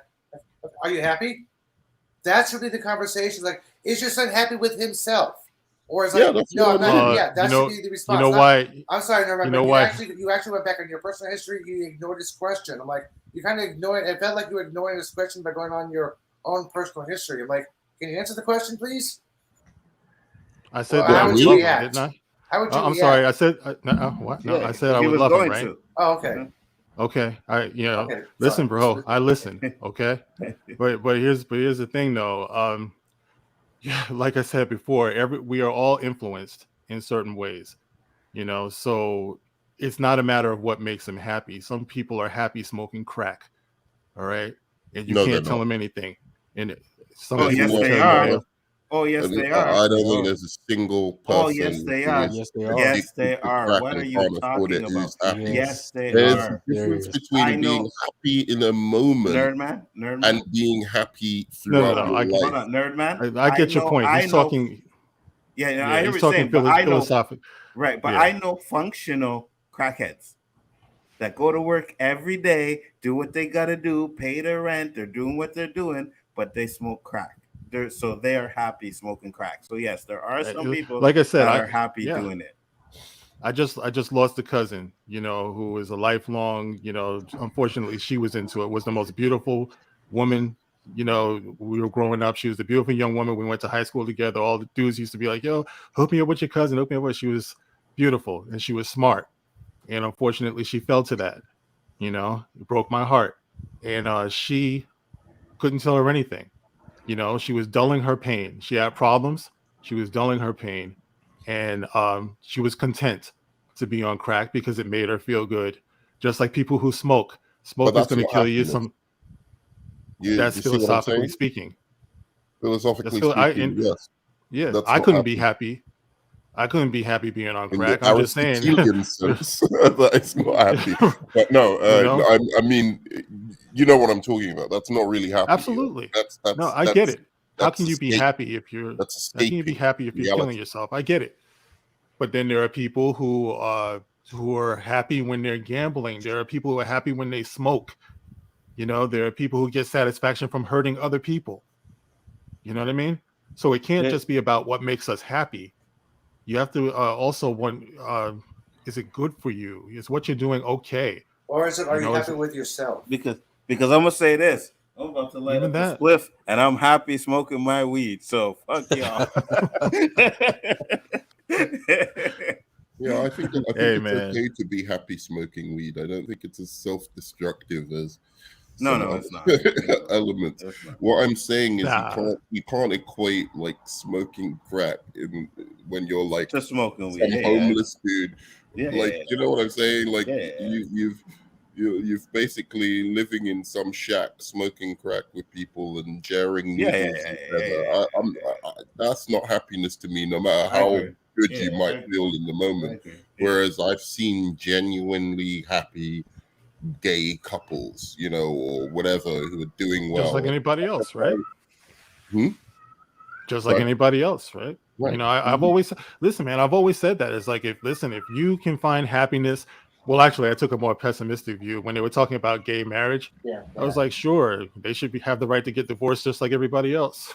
And of course, that's coming from a divorcee. But I'm not trying to put anybody down like that. I'm just saying what is good, maybe, or not so good for the community. And we're at a point now where we just can't do what everybody else is doing.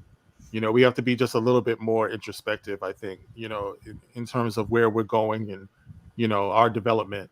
We're not, as you were pointing out before, we're not doing what other people are doing. If they have a generational wealth, then we have to look at building generational wealth. And we have to do that by having strong families, by having strong marriages and things. That's where we start. There won't be generational wealth if you don't have generations.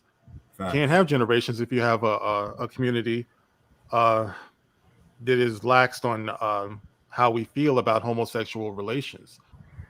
Like I said, we can.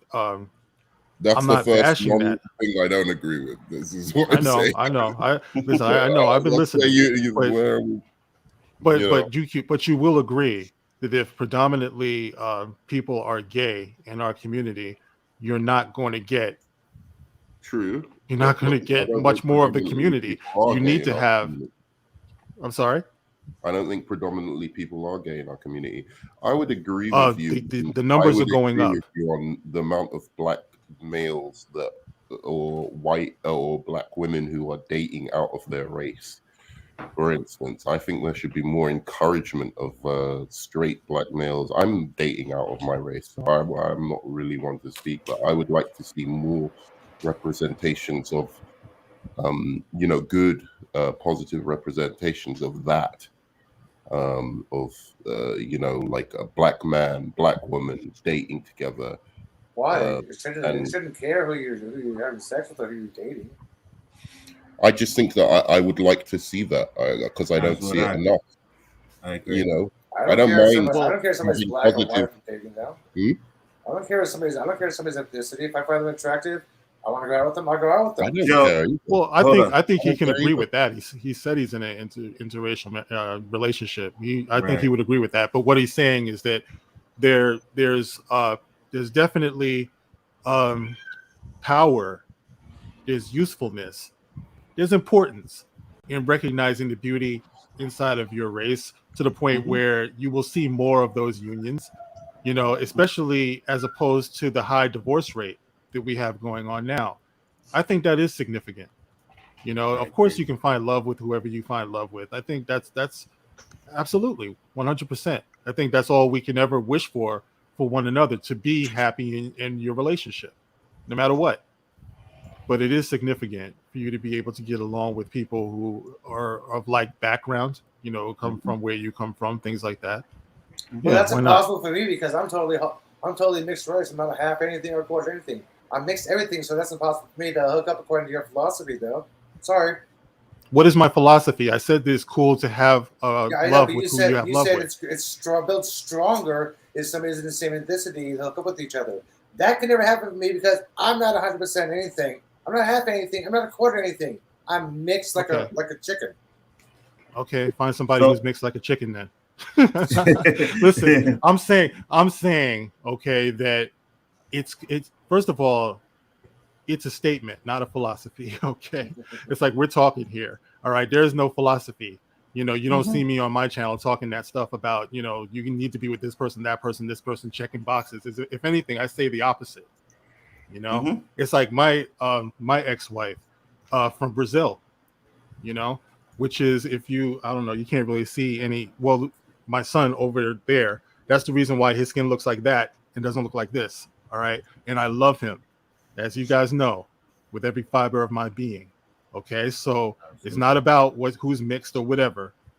It really is about how you feel about yourself, your self-esteem, and being positive, man, being productive.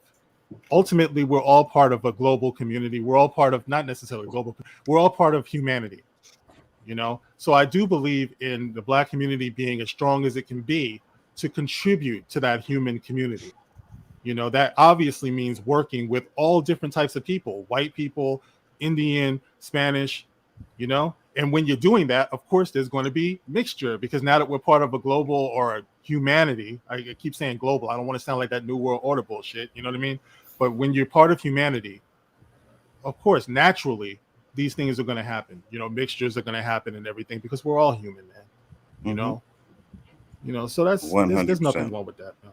There's nothing wrong with that at all. You know, but like I said before, you have to be okay yourself before you go trying to help anybody else. You got to help yourself. You got to be as healthy for yourself before you can influence anybody else. And that's what I believe in, because that was my experience. You know, like I said before, you know, I love my father, but our relationship was abusive when I was little. You know, so I didn't just feel, I believed I was absolute shit growing up. Did a video on that too.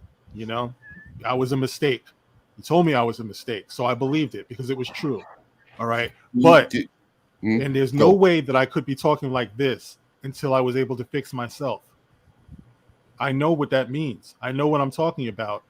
It's all we can do if we're going to come up out of where we are. Can I ask, and I'm very sorry to hear about like your father and stuff. I had some similar issues as a child. Do you advocate then that Black people should stop beating their children? I'm not talking about smacking. Smacking is one thing, but beating their children. You advocate that? Beating them, yeah. I think nobody should beat their kid. That's a huge amount of harm. Sorry, nobody should beat their kid, period, man. You mean spank? Yeah. Spanking is one thing. I think you spanking if push comes to shove and they're really, really out of order and you don't have any more creative ways to discipline them, you know, like a little spanking is fine. Beating your child is a very, very different thing. Nobody's Yeah, ever absolutely. beat a child, period. I'm sorry. That makes you feel like shit. And it comes also, I believe, out of the disciplining that was given to us through colonialism and through, you know, the slavery and all of this kind of stuff. And it's gone down from generation to generation, passed down from that beating they got from Massa. And, you know, to, you know, a next generation taking it out on, you know, as a way of feeling their own power. And the good thing is, I think Black people finally have, you know, for the majority of them have started like not doing that, to be fair, you know. It's much better now, but you know, I think that was an issue, you know, of making you feel like crap, making you feel like you can't go to your parents, you know, when you're in trouble because you don't want to get a beating, right? So you start lying to your parents instead of telling them what's going on in your life, you know, because you're scared of them, you know.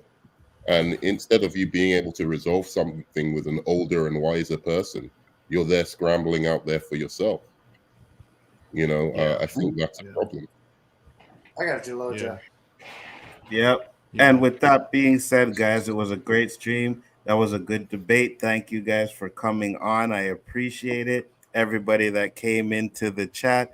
But unfortunately, my ass got to work tomorrow. I was planning on taking the day off, but I had to take it off on Tuesday. So I got to go into work tomorrow. So it was fun. Mark, shout out your channel one last time, please. Marc With A C. Yeah, you're going to go next, man. Go ahead, Mark. Oh, okay. Yeah. Marc With A C.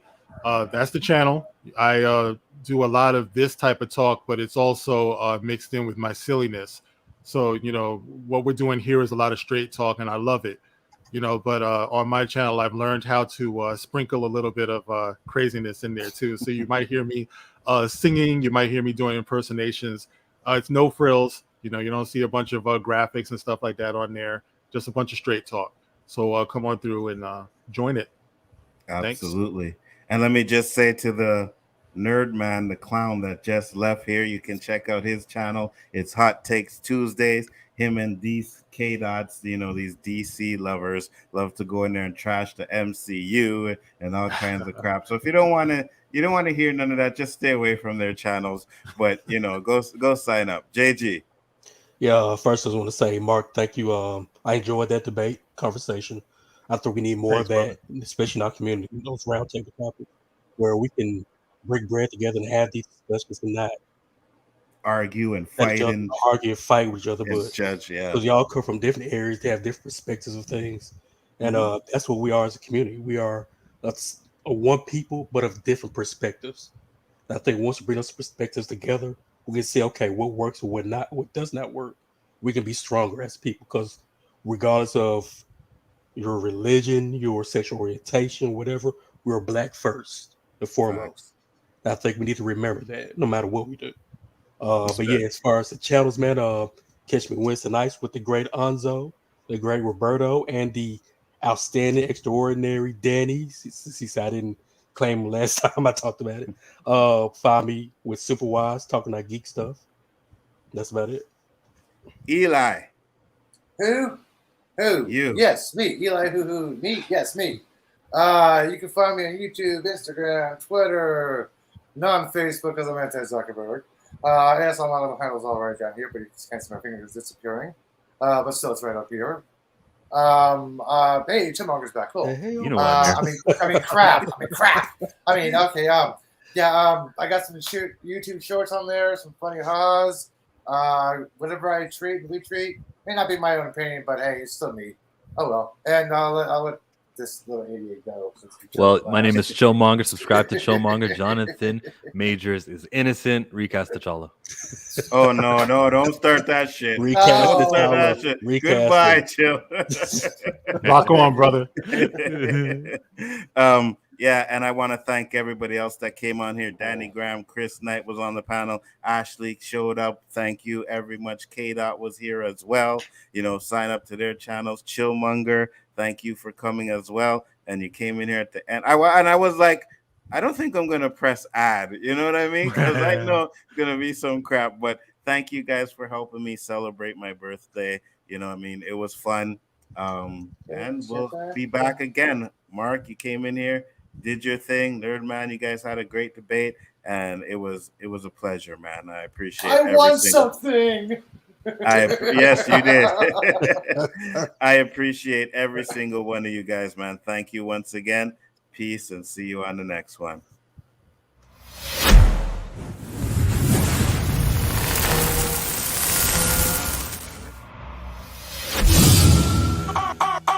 Alright, real bad man, now we paper guns. We take dancing to a higher rank. We spend pound and we spend franc. Shut up a new dance and a Jamaica and dance. Yes, on the river, on the bank. Kick out the shoes because you put them no camp. Stay in the river, on the bank. Shut up a new dance and a Jamaica and Bronx. Yeah, down the flank, we a go down the flank. Like a baller, we go down the flank. You're cheap, pretty young, get in your tank. But them new dance, you know we people can't pull. Give them a run, give them a run. Give them a run, we are the girls that have come to. Give them a run, give them a run. Give them a run, we are the girls that have come to. I've been out there before, yeah, but I've never seen a dance like this. I've been out there before, yeah, but I don't wanna go. I see you.